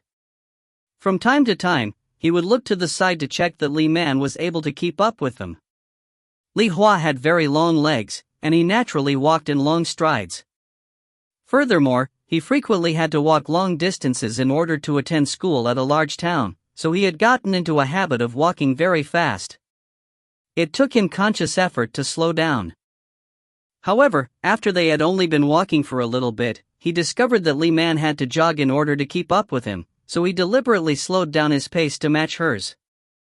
When they passed by the village's entrance, there were several married women sitting underneath the bent locust tree. Someone teasingly asked, "Yo, isn't that Li family's fourth son and his wife?" "Li family's fourth son, where are you planning on taking your wife?" Hearing Li Man being referred to as his wife, Li Hua started to blush. He snuck a glance at Li Man to check her reaction. Li Man didn't notice that he was looking at her, but she recognized one of the women in the group. Seeing this tan and plump woman that had thrown rotting vegetables at her on her first day here, Li Man's expression turned a bit colder. Unfortunately, Li Hua misunderstood, and though the change in her mood was because she had understood what those women were saying. Was she unwilling to be his wife? Feeling the unkindly intentions in the gazes of those women, Li Man felt uneasy. Forgetting her manners, she grabbed Li Hua's arm and quickened her pace. "Let's walk faster." "What's wrong?" It was only now that Li Hua noticed there was something wrong. A few minutes of quick walking later, they turned a corner and reached a place where there was no one else around. Li Man stopped and looked at Li Hua with red eyes. She slowly expressed her true feelings. "That day, I was tied to that tree, and one of those women had even thrown rotting vegetables at me. I feel scared just from seeing them. If you find any errors, ads pop up, ads redirect, broken links, non-standard content, etc., please let us know. Report chapter so we can fix it as soon as possible." Chapter 47. Chapter 47, Feeling Helpless. Li Man had originally just wanted to express her true feelings. But once these words were said, her sadness also spilled out. She couldn't stop her tears from coming out. Back then, she had read some transmigration novels when she was feeling bored. In those novels, no matter how horrible the female lead's original life was, once she transmigrated, there would either be an explosion of energy that would raise all of her stats, or she would gain a superhuman body. No matter what kind of environment the female lead was dropped into, she would thrive in it like a fish being dropped back into water. But really, that was too unrealistic. She wasn't a superhuman and didn't have any special skills or a high IQ. She was just an ordinary housewife in modern-day society. After coming to this strange environment, she only had fear and helplessness. In the blink of an eye, she had come to this world with its unfamiliar dialect, scenery, and people. She had been tied to a tree and almost hanged. There was no electricity, electrical lights, or even well-fitting clothes here. If she woke up in the middle of the night, she would get scared all over again from the pitch-black room. She didn't even dare to go outside to use the outhouse. One night, she had woken up wanting to pee and had uncomfortably waited until dawn before daring to go outside to relieve herself. After that incident, she would always hurriedly use the outhouse before night fell and didn't dare to drink water for the rest of the night. Older sister, what's wrong? Seeing the tears falling from Li Man's eyes without stopping, Little Five was so worried that his face had paled. He helplessly stood by her side and gently tugged on the edge of her clothing. His eyes had turned red, and he looked like he was about to start crying too. Li Man also knew that her behavior was somewhat wrong, but she couldn't stop herself. The more she wiped away her tears, the more she cried. She could only turn around to try to hide her crying. Right after she had turned around, a strong arm wrapped around her, and she heard Li Hua's low and clear voice say, "It's okay. All of that has passed. No one will bully you in the future." Older sister. Little Five squeezed his way in so that one hand was holding onto the edge of Li Man's clothes and his other hand wrapped around Li Hua's waist. Li Hua simply stretched his arm over so that Little Five could be included into his hug. Li Shu had been pushing his stone-filled cart. When he turned around the corner, he saw this scene. His fourth brother had his hand half lowered and was looking at Li Man with a tender expression. His wife was half leaning against Li Hua's chest and hugging his arm as she softly cried. Looking down, Little F-Give was hugging Li Hua's waist and also crying loudly. Li Shu hurriedly stopped his cart and came forward to ask, "Hey, what happened?" Seeing his older brother, Li Hua was also a bit stunned. Before he could answer, Li Man had already let him go and hastily wiped her eyes. She waved her hand and said, "It's nothing. I just got dust in my eyes." Li Shu looked at Li Hua in confusion. Li Hua awkwardly laughed and said, "She said that she got dust in her eyes." Who were they trying to fool with such a weak excuse? Li Shu looked at Little Five and asked, "Little Five, what happened?" Little Five shook his head while rubbing his eyes. He didn't know what had happened either. Older sister had started crying, so he started crying too. "Let's go get the wild plants for the piglets." Li Man hurriedly pulled Li Hua and Little Five forward to continue walking. She knew that Li Shu had a short temper. He had hit Xing Yang this morning just because Little Five had blabbed to him. Because of that argument, they had ended up going all the way to the village head's house. What if Li Shu cut down that tree and hit that woman if she told him the truth? The truth was simply that the tree and that woman had reminded her of that miserable day. Third brother, you can go back first. We'll come back after gathering some wild plants for the piglets. Li Hua tossed down these words and followed after Li Man. Li Shu gloomy scratched his head in puzzlement. That rotten brat. He had even tried to fool his older brother. He didn't believe that Li Man had been crying because of dust. But why would his wife be crying? If you find any errors, ads pop up, ads redirect, broken links, non-standard content, etc., please let us know. Report chapter so we can fix it as soon as possible. Chapter 48. Chapter 48, Styling Hair. After sprinting down a path and seeing that Li Shu was no longer in sight, Li Man finally stopped. Pressing her hand against her chest, she gasped for breath. Little Five was also taking big gulps of air to catch his breath. Li Hua let out a chuckle when he saw that Li Man looked like a frightened and helpless baby rabbit. His headscarf had also been loosened when he had been dragged along during her frantic dash, and he cut a sorry-looking figure too. As Li Hua took down the headscarf, he looked at her with a slight smile and asked, "Are you okay now?" Li Man bit her bottom lip in embarrassment. Soon after, she walked to his side, took the headscarf from him, and gestured at him. "Crouch down. I'll help you with putting it back on." Seeing Li Hua was only staring at her blankly without moving, Li Man tugged him down by the arm. After that, she gently gathered up his inky black hair and tucked most of it underneath the headscarf. The rest of his hair was scattered over his shoulders like a waterfall. "Your hair is really good. It's so black and lustrous." At the end, Li Man admiringly looked at his hair and even used her fingers to comb his hair a bit. Li Hua straightened himself. Seeing her glittering eyes, his heart felt quite warm and happy. Since ancient times, women only styled the hair of men they deeply loved. It was just like how his mother had always brushed and styled his father's hair. She must know this, right? What are you looking at? Feeling uncomfortable from how Li Hua was looking at her, Li Man rubbed her face and smoothed out her hair. Li Hua curved his lips into a smile. He tugged her hand down and tucked her disheveled hair behind her ears. "All right, dot." When his warm fingers lightly brushed against her cheeks, it felt as if she was being shocked by electricity. Li Man lightly trembled. Her face turned slightly to the side, but he had already taken his hand back. Was this just the kindly action of an older brother towards his younger sister? Li Man uneasily wondered. Li Hua had already picked up the bamboo basket and continued walking forward with little Five. Seeing that she wasn't following them, he turned around to wait for her. Li Man could only discard that recent strange feeling and jogged a little bit to catch up with them. At the foot of the back mountain, there were a variety of wild plants growing in one continuous field. There were ones that were growing well, and ones that were growing poorly. Li Hua and the others had come to this field to gather some wild plants. Li Man actually didn't know which plants the piglets could eat. She just thought that if the leaves looked tender, then it could be picked. Fortunately, none of the plants that grew in this field were poisonous.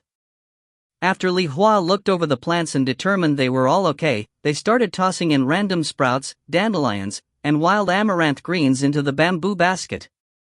It was spring right now, and the time when plants would be blooming. The field was filled with lush and flourishing vegetation. It didn't take long before the three of them had filled up the basket. There was at least enough to feed the piglets for 2 meals. But, since they had already come all the way here, Li Hua wanted to bring more back, so he pressed the plants down to make more space in the basket. At this moment, a happily surprised voice from nearby called out, "Older brother Hua." Following the direction of that sound, Li Hua saw 2 teenage girls running over here. His eyebrows slightly furrowed. Li Man also stopped what she was doing and raised her head to look. The 2 teenagers had already reached them. She had met these girls before. "Older brother, are you picking plants for pig feed? Did your family recently buy pigs?" Lianhua happily looked at him and offered, "Let me help you." "It's okay. We already have enough. We're just about to go back," Li Hua refused. "What's the hurry?" Lianhua hurriedly grabbed onto the bamboo basket and anxiously said, "Your basket isn't full yet. Xiqiao and I happen to not be busy right now. We can help you." Li Hua exerted a little more strength and pulled the basket away from her. He politely said, "Thank you, the pigs in our family are still small. This will be enough food for them. If you find any errors, ads pop up, ads redirect, broken links, non-standard content, etc., please let us know. Report chapter so we can fix it as soon as possible." Chapter 49.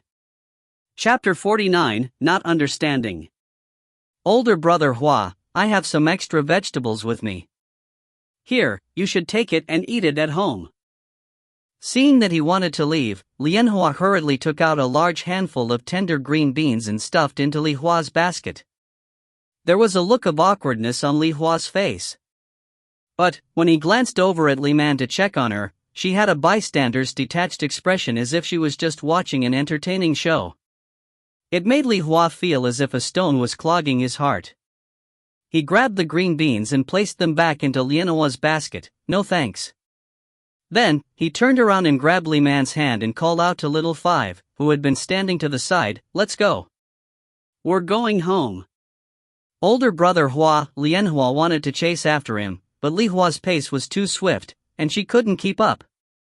She fell behind after only a few turns on the footpaths. Little Five knew that his fourth brother didn't enjoy being chased after by the village girls. Moreover, little Five didn't like MANHWA either. And so, when Li Hua told him to go, he ran faster than anyone else.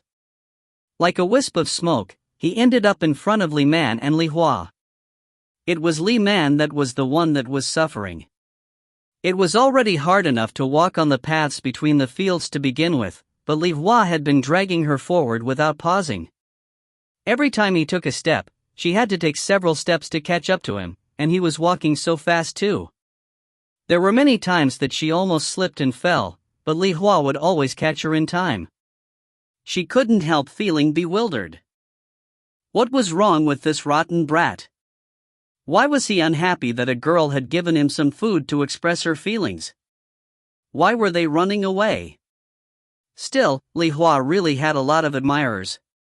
In addition to those two girls, there was also that girl, who was being confined in the shrine. They were all very interested in him. She just didn't know which one of them he was interested in. "Ah," she yelped. Li Hua had abruptly stopped walking, but Li Man hadn't noticed and ended up accidentally falling into his arms. She raised her head and saw that Li Hua's eyebrows were slightly furrowed and his gaze was hot, but it was also mixed with a hint of annoyance. Li Man's heart suddenly felt tight, and she carefully asked, "What's wrong?" Li Hua's expression was tense. He stayed silent and kept staring at her. Li Man felt flustered from his stare. When she instinctively took a step back, she heard a muffled crashing sound. The basket fell from Li Hua's hands and the food for the piglets spilled out. Li Man felt as if her heart was going to jump out of her chest. Before she could ask a question to clear up her doubts, Li Hua suddenly took a step forward, leaned down, got very close to her face, and brushed his warm lips against hers. In an instant, it felt as fireworks were going off by her ears. Li Man was dumbstruck. Li Hua's heart was beating like a drum. He didn't dare to look her in the eye.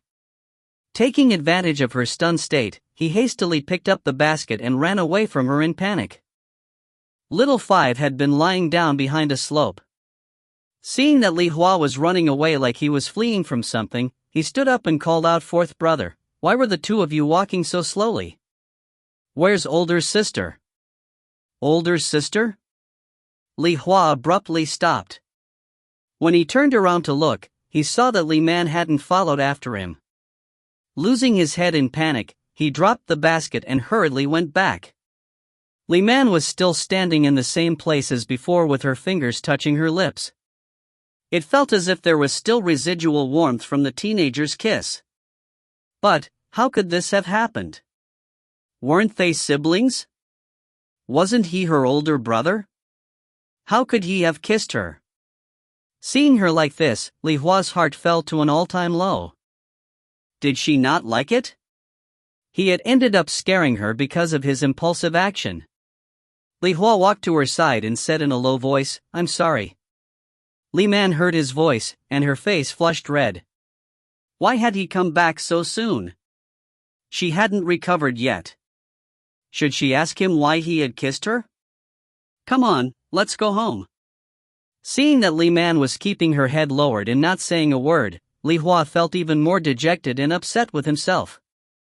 He had originally wanted to hold her hand and bring her home, but right after he stretched his hand towards her, he took it back. He was worried about making her even more unhappy. If you find any errors, ads pop up, ads redirect, broken links, non-standard content, etc., Please let us know report chapter so we can fix it as soon as possible. Chapter 50. Chapter 50, Sealing Off. Li Hua deeply looked at her and didn't say another word. He turned around and started leaving first. But his steps were very, very slow. He was intentionally waiting for her to catch up. However, from Li Man's perspective, he had only said a few words to her before leaving, and he clearly looked vexed. She felt wronged. He was the one that kissed her, so why was he feeling upset? Was he regretting his action? Li Hua slowly walked down the path. Noticing that she wasn't following him, he turned his head and saw that she was still standing in the same spot. Her head was slanted, and she was looking at him with an aggrieved look in her eyes. For a moment, he got upset too.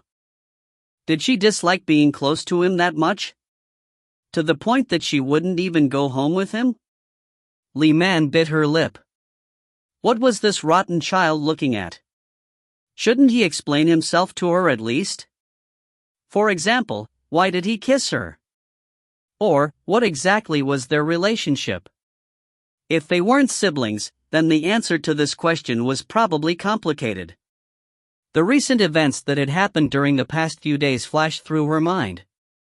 One by one, the images of the men in Li family also flashed through her mind. That day, the oldest brother had stood at the kitchen's entrance and quietly stared at her. Thinking of that gaze now, it had felt a little too ardent. And, during one early morning, second brother's slender fingers had gently stroked the back of her hand when he was handing her the water. And, third brother had started at her with a very explicit look in his eyes several times. And, just now, the teenager in front of her had caught her off guard and kissed her. When she thought about all of these incidents together, it didn't seem like she was overthinking things. Li Man suddenly felt scared. If they weren't siblings, then what was her relationship to them? Relative? It didn't seem like it. Had Li family adopted her into their family so that she would marry one of them in the future? She felt alarmed by this idea, but it seemed the most likely one. In this era, it was rare that someone of Li Mo's age wasn't married yet. Furthermore, he didn't seem to have any sense of urgency. This must mean that his future marriage had already been settled. And, if she had been adopted into their family to be a future wife, her engagement should definitely be with the oldest sibling. Then, what about the others? Li Man suddenly thought of a drama that she had watched during childhood called Wanjun. A wealthy family had married their oldest son to little Wanjun in hopes that their marriage would bring good luck to their son, and he would recover from his illness. But, the second son and third son of that family also fell in love with little Wanjun. Did that mean she? Could it be that the original agreement was that she was going to marry Li Mo when she got older, but familiarity breed fondness, and Li Yan, Li Shu, and Li Hua all started to have feelings for her as they grew up together? Too melodramatic. Way too melodramatic. Li Man fiercely shook her head. She would rather believe that such a contrived and melodramatic idea had to be wrong. Li Hua was standing nearby and watching Li Man's little face constantly changing expressions. He finally compromised by walking back to her, grabbing hold of her hand, and saying, "If you don't like it, I won't ever do that again." With her head lowered as he led her home, Li Man was the quintessential image of a child that had been bullied. And actually, she was just feeling annoyed at herself for being a wimp. The answer was right in front of her, but she was scared of knowing the truth. For now, she could just pretend that she had lost her memories and didn't know what was going on. If she confirmed her guess by asking them, they might tell her that Li Mo couldn't wait any longer, and that it was time for her and Li Mo to get married. What would she do if they forced her to get married to Li Mo? And, what about the others? They obviously had feelings for her too. What if the brothers started fighting because of this? My God, she felt a headache just thinking about this. And so, Li Man simply pretended to be an ostrich that would stick its head in the ground to hide from danger. Li Man did her best to seal off that recent incident of Li Hua kissing her along with everything else. If you find any errors, ads pop up, ads redirect, broken links, non-standard content, etc., please let us know. Report chapter so we can fix it as soon as possible. Chapter 51. Chapter 51, Doubt. As soon as Li Shu returned home, he told Li Mo that he had seen the three of them huddled together and crying. When Li Mo heard his story, he thought that Li Shu was probably exaggerating. It would have required something really big to happen for all three of them to start crying. Besides, would fourth brother really cry over something? It's true. Li Shu almost took a vow to guarantee his words. I saw it with my own two eyes. How could it be fake? I just don't know what happened. You should ask them about it when they come back. Fourth brother always listens to you. Seeing him like this, Li Mo started to doubt. Had something really happened? Still, he comforted Li Shu by saying, fourth brother was with them. Nothing bad would have happened. Besides, they were just going to the back of the mountain to gather some food for the piglets. However, the more he tried to reassure Li Shu, the more he felt worried too. What if something really had happened? Third brother, I'll head over there to take a look. In the end, Li Mo couldn't let go of his worries, so he decided to go to the back of the mountains to look for them. He put down the work he was doing and stood up. Li Shu agreed. Then, he walked to the stool that Li Mo had been sitting on, sat down, and continued Li Mo's work for the chicken coop. It was already more than half done. It just needed a couple more bamboo splints. Li Mo's steps were hurried as he kept trying to puzzle out what could have possibly happened. When he reached the village's entrance, he met those three on their way back.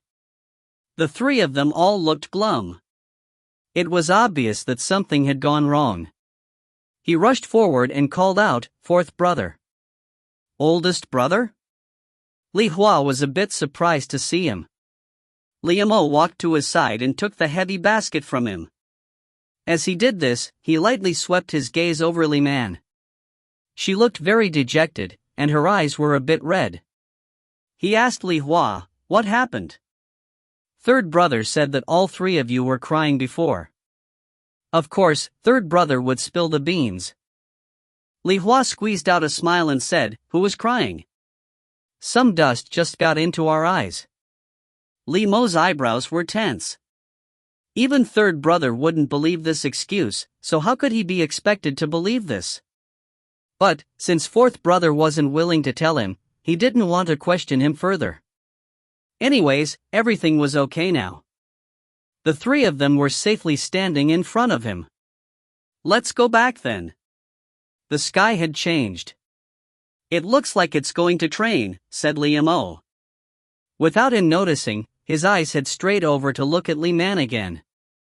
It was only a glance, but it was enough to make Li Man feel guilty. There was definitely a problem with that gaze. Could it be that Li Mo was feeling unhappy that his fiancée was walking so closely with his fourth brother? Seeing her cowering look, Li Mo started worrying again. Walking in the front with Li Hua, he quietly asked, did someone say something? She looks upset. Li Hua's expression stiffened, and he didn't continue his response. Li Mo cast a doubtful glance at his fourth brother and saw that he was looking glummer than before. He silently wondered what exactly had happened between his fourth brother and their wife. No one said another word. They finished the walk home in gloomy silence. Li Yan was carrying a pole laden with wheat bran. He had just been about to go inside when he saw these four people dejectedly walking back. Feeling confused, he called out, oldest brother? Fourth brother. When the four people had walked closer, he placed his pole and baskets down to the side and curiously asked, what's wrong? It can't be that the four of you got robbed when you went to get food for the piglets, right? It's so unpleasant to see your sullen faces. Little Five hurriedly said, we weren't robbed. He didn't understand what was going on between his older brothers and sister. After they had left home, Li Man had cried, then smiled, and seemed very happy. On the way back, it had changed into not smiling or crying. He felt at a complete loss. Li Yan stretched his hand out and pulled little Five over. Little Five, tell me what happened. It's nothing. I went out and happened to meet them, so we returned together, said Li Mo. And actually, he really wanted to know the truth too. Li Yan believed that his oldest brother wouldn't do anything wrong, but he didn't believe the same of his fourth brother. He guessed that something must have happened before oldest brother met up with the other three. There was something really wrong with fourth brother and their wife's expressions. Is this wheat bran? Li Mo looked at one of the large wicker baskets. Li Yan said, well, we have piglets in our house now, right? So I bought some wheat bran from Zhao family. Li Mo nodded. Second brother was as thoughtful as always. Have you finished the work for Mutin's family? Li Yan snorted. There were guests at Uncle Shen's house today, so I'll go get my wages in a few days. That's good too. Li Mo didn't ask further questions. After entering his home, he put down the basket under the eaves. Li Shu and little Five returned to the eastern hut. Li Man felt thirsty, so she went into the kitchen to pour herself a cup of water. Li Yan picked up the baskets of wheat bran and went inside too. If you find any errors, ads pop up, ads redirect, broken links, non-standard content, etc., please let us know. Report chapter so we can fix it as soon as possible. Chapter 52. Chapter 52, Feelings. Using a dried gourd ladle, Li Man scooped out some water from the water jar. After she had gulped down several mouthfuls of cold water, her mind cleared up, and her mood had also calmed down. Li Man didn't notice that Li Yan had put down his baskets and walked to her side. Are you treating that water like it's wine? Startled by his deep, low voice that sounded by her ear, Li Man dropped the ladle, and it almost fell to the ground. Li Yan caught the falling ladle and put it down on the cooking range. Seemingly by chance, his movement caused Li Man to be caught between him and the cooking range. He deeply stared at her. You? His actions caused Li Man to suddenly feel oppressed. She felt as if it had gotten harder to breathe. In an instant, this anxious feeling quickly spread until it filled her heart. Watching her big, innocent eyes widening as she looked at him, Li Yan thought she looked unbearably cute. The corners of Li Yan's lips curved up, and a gentle smile was revealed. He took out something from inside his clothes and stretched his hand out towards Li Man. As Li Man pulled her head back in fear, she felt him inserting something into her hair. She curiously stretched her hand up to feel out the item in her hair, but Li Yan caught her fingers in midair. It looks really good. His gaze was very gentle as he looked at her, and his eyes were full of smiling intent. Li Man tried her best to pull her hand out of his and fiercely glared at him. What had he put into her hair? At this time, little Five shouted from outside, "Second brother." Feeling anxious, Li Man's little face flushed red. Li Yan chuckled. He pointed at her hair and lightly said, "You're not allowed to take it off. Remember to wear it every day. Second brother, third brother is calling for you." At this time, little Five ran into the kitchen and pulled Li Yan towards the outside. What's the matter? Li Yan lightly asked. His steps were slow and deliberate as he walked out. He even turned his head back and winked and smiled at Li Man. Li Man's heart, which she had finally calmed down, went right back to feeling distressed and unbalanced from that smile of his. She hurriedly took down the thing he had put in her hair and saw that it was just a wooden hairpin. The craftsmanship was very meticulous. It was a simple flower design, but every grain in the wood had been carefully polished so that it looked exceptionally smooth. It was easy to see that he had really put his mind to it. Li Man made noodles from scratch for dinner. She normally really enjoyed eating this type of noodles, but she didn't have much of an appetite this evening. She kept feeling as if someone was staring at her with a peculiar gaze. It made her heart feel very uneasy. When the entire family was eating together, it was usually very lively and noisy. Li Shu was usually the worst offender. No matter how delicious the food was, it wouldn't stop him from jabbering away. But tonight, for the very first time, he didn't say a single word during the meal and seemed absorbed with eating his food. He put down his bowl and left the room right after he was finished eating. By the time the meal was finally over, Li Man felt quite gloomy. She waited until after everyone left to gather up the chopsticks and bowls. But a strange scent unexpectedly wafted over in the dusky lighting. She trembled in fear. When she turned around, she was surprised to see that Li Mo had been standing behind her. Li Man patted her chest and let out a long sigh in relief. She had thought it was. Feeling a bit frustrated, Li Mo explained, "Don't be scared. It's just me." He had been worried that she hadn't eaten enough during dinner, so he had taken out a precious bag of jujube and came back to give it to her. This way, she would have something to snack on if she got hungry later. He hadn't expected that his presence would scare her. He felt frustrated. Even if he tried to explain himself, she wouldn't be able to understand his words. Under this flustered state, he simply stuffed the bag into her hand and exited the hut. What was this? Li Man opened the bag and saw several plump jujubes inside. She still felt confused.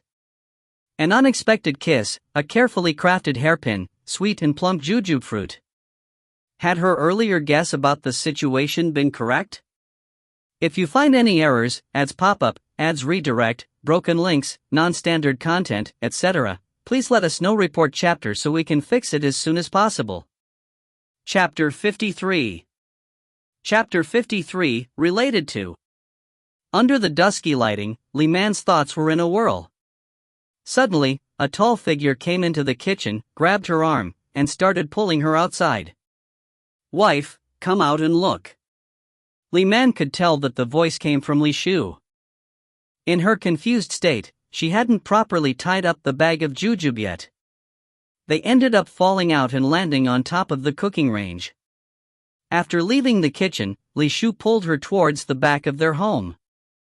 Underneath the dusky sky, Li Yan and Little Five were clustered around the pig pen and chatting about something. After pulling Li Man over here, he asked with a grin, "Wife, look at the pig pen that I made. What do you think?" She hadn't expected that he would be able to build one so quickly. It had only taken him a day's work to build the pig pen.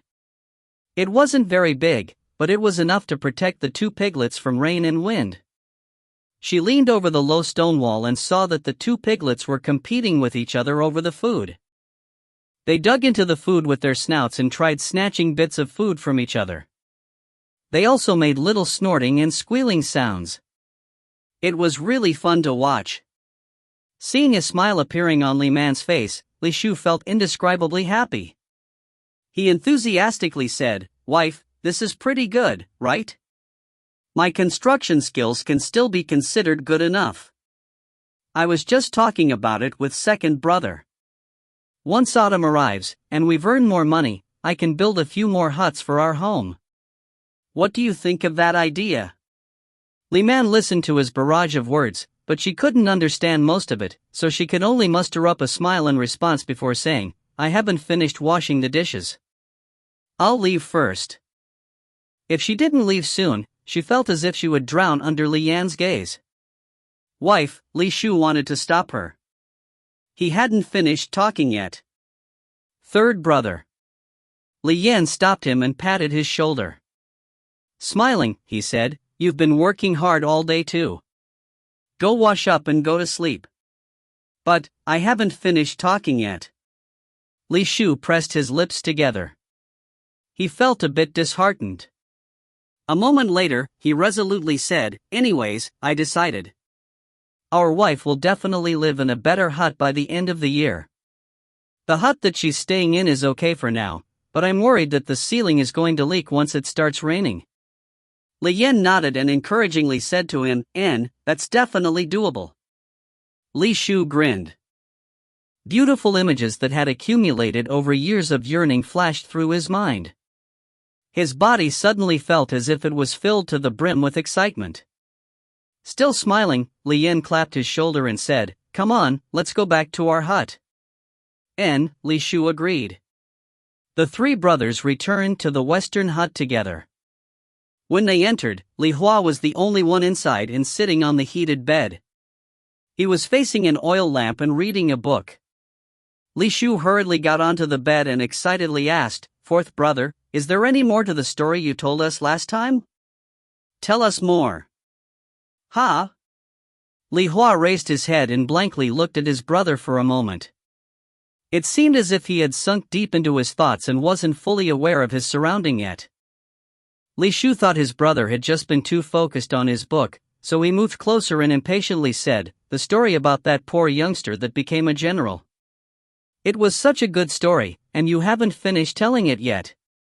By now, Little Five had also taken off his shoes, climbed onto the heated bed, and reached Li Hua's side. He impatiently looked at his older brother. His fourth brother was the best storyteller, and he told the best stories. Li Hua chuckled, put down his book, and said, "There's not much left." Li Shu and Little Five quieted down. Their attention was fully focused on hearing the remaining part of the exciting story. The corners of Li Yan's lips curved up into a light smile as he watched them. As Li Hua was painting a vivid story with his words, Li Yan sneakily left the hut and headed toward the kitchen. Inside the kitchen, there was a small oil lamp on the cooking range. The faint yellow light warmed every corner of the room.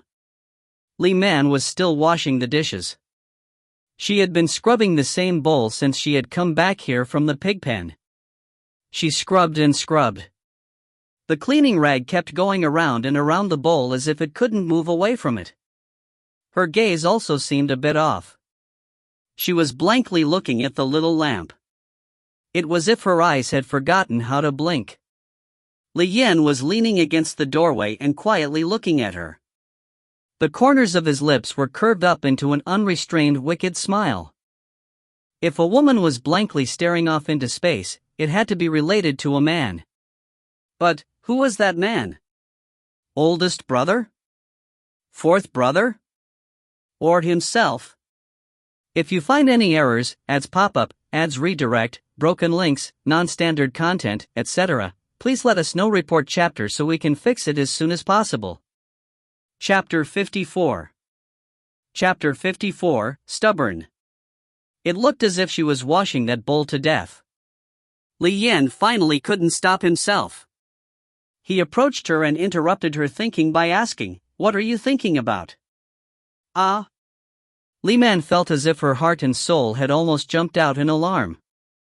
With a clank, the bowl in her hand fell into the pot.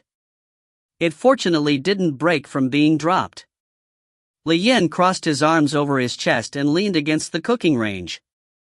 His brow was slightly furrowed, and he looked at her with a somewhat amused expression. "Why are you so easily scared?" She had seemed pretty carefree and lively during the past few days, so he had thought she would be quite courageous.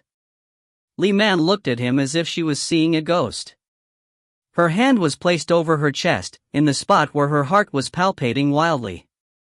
"What are you doing here?" She stared at him with wide eyes. She did her best to ask her question using the local dialect in order to give herself some confidence.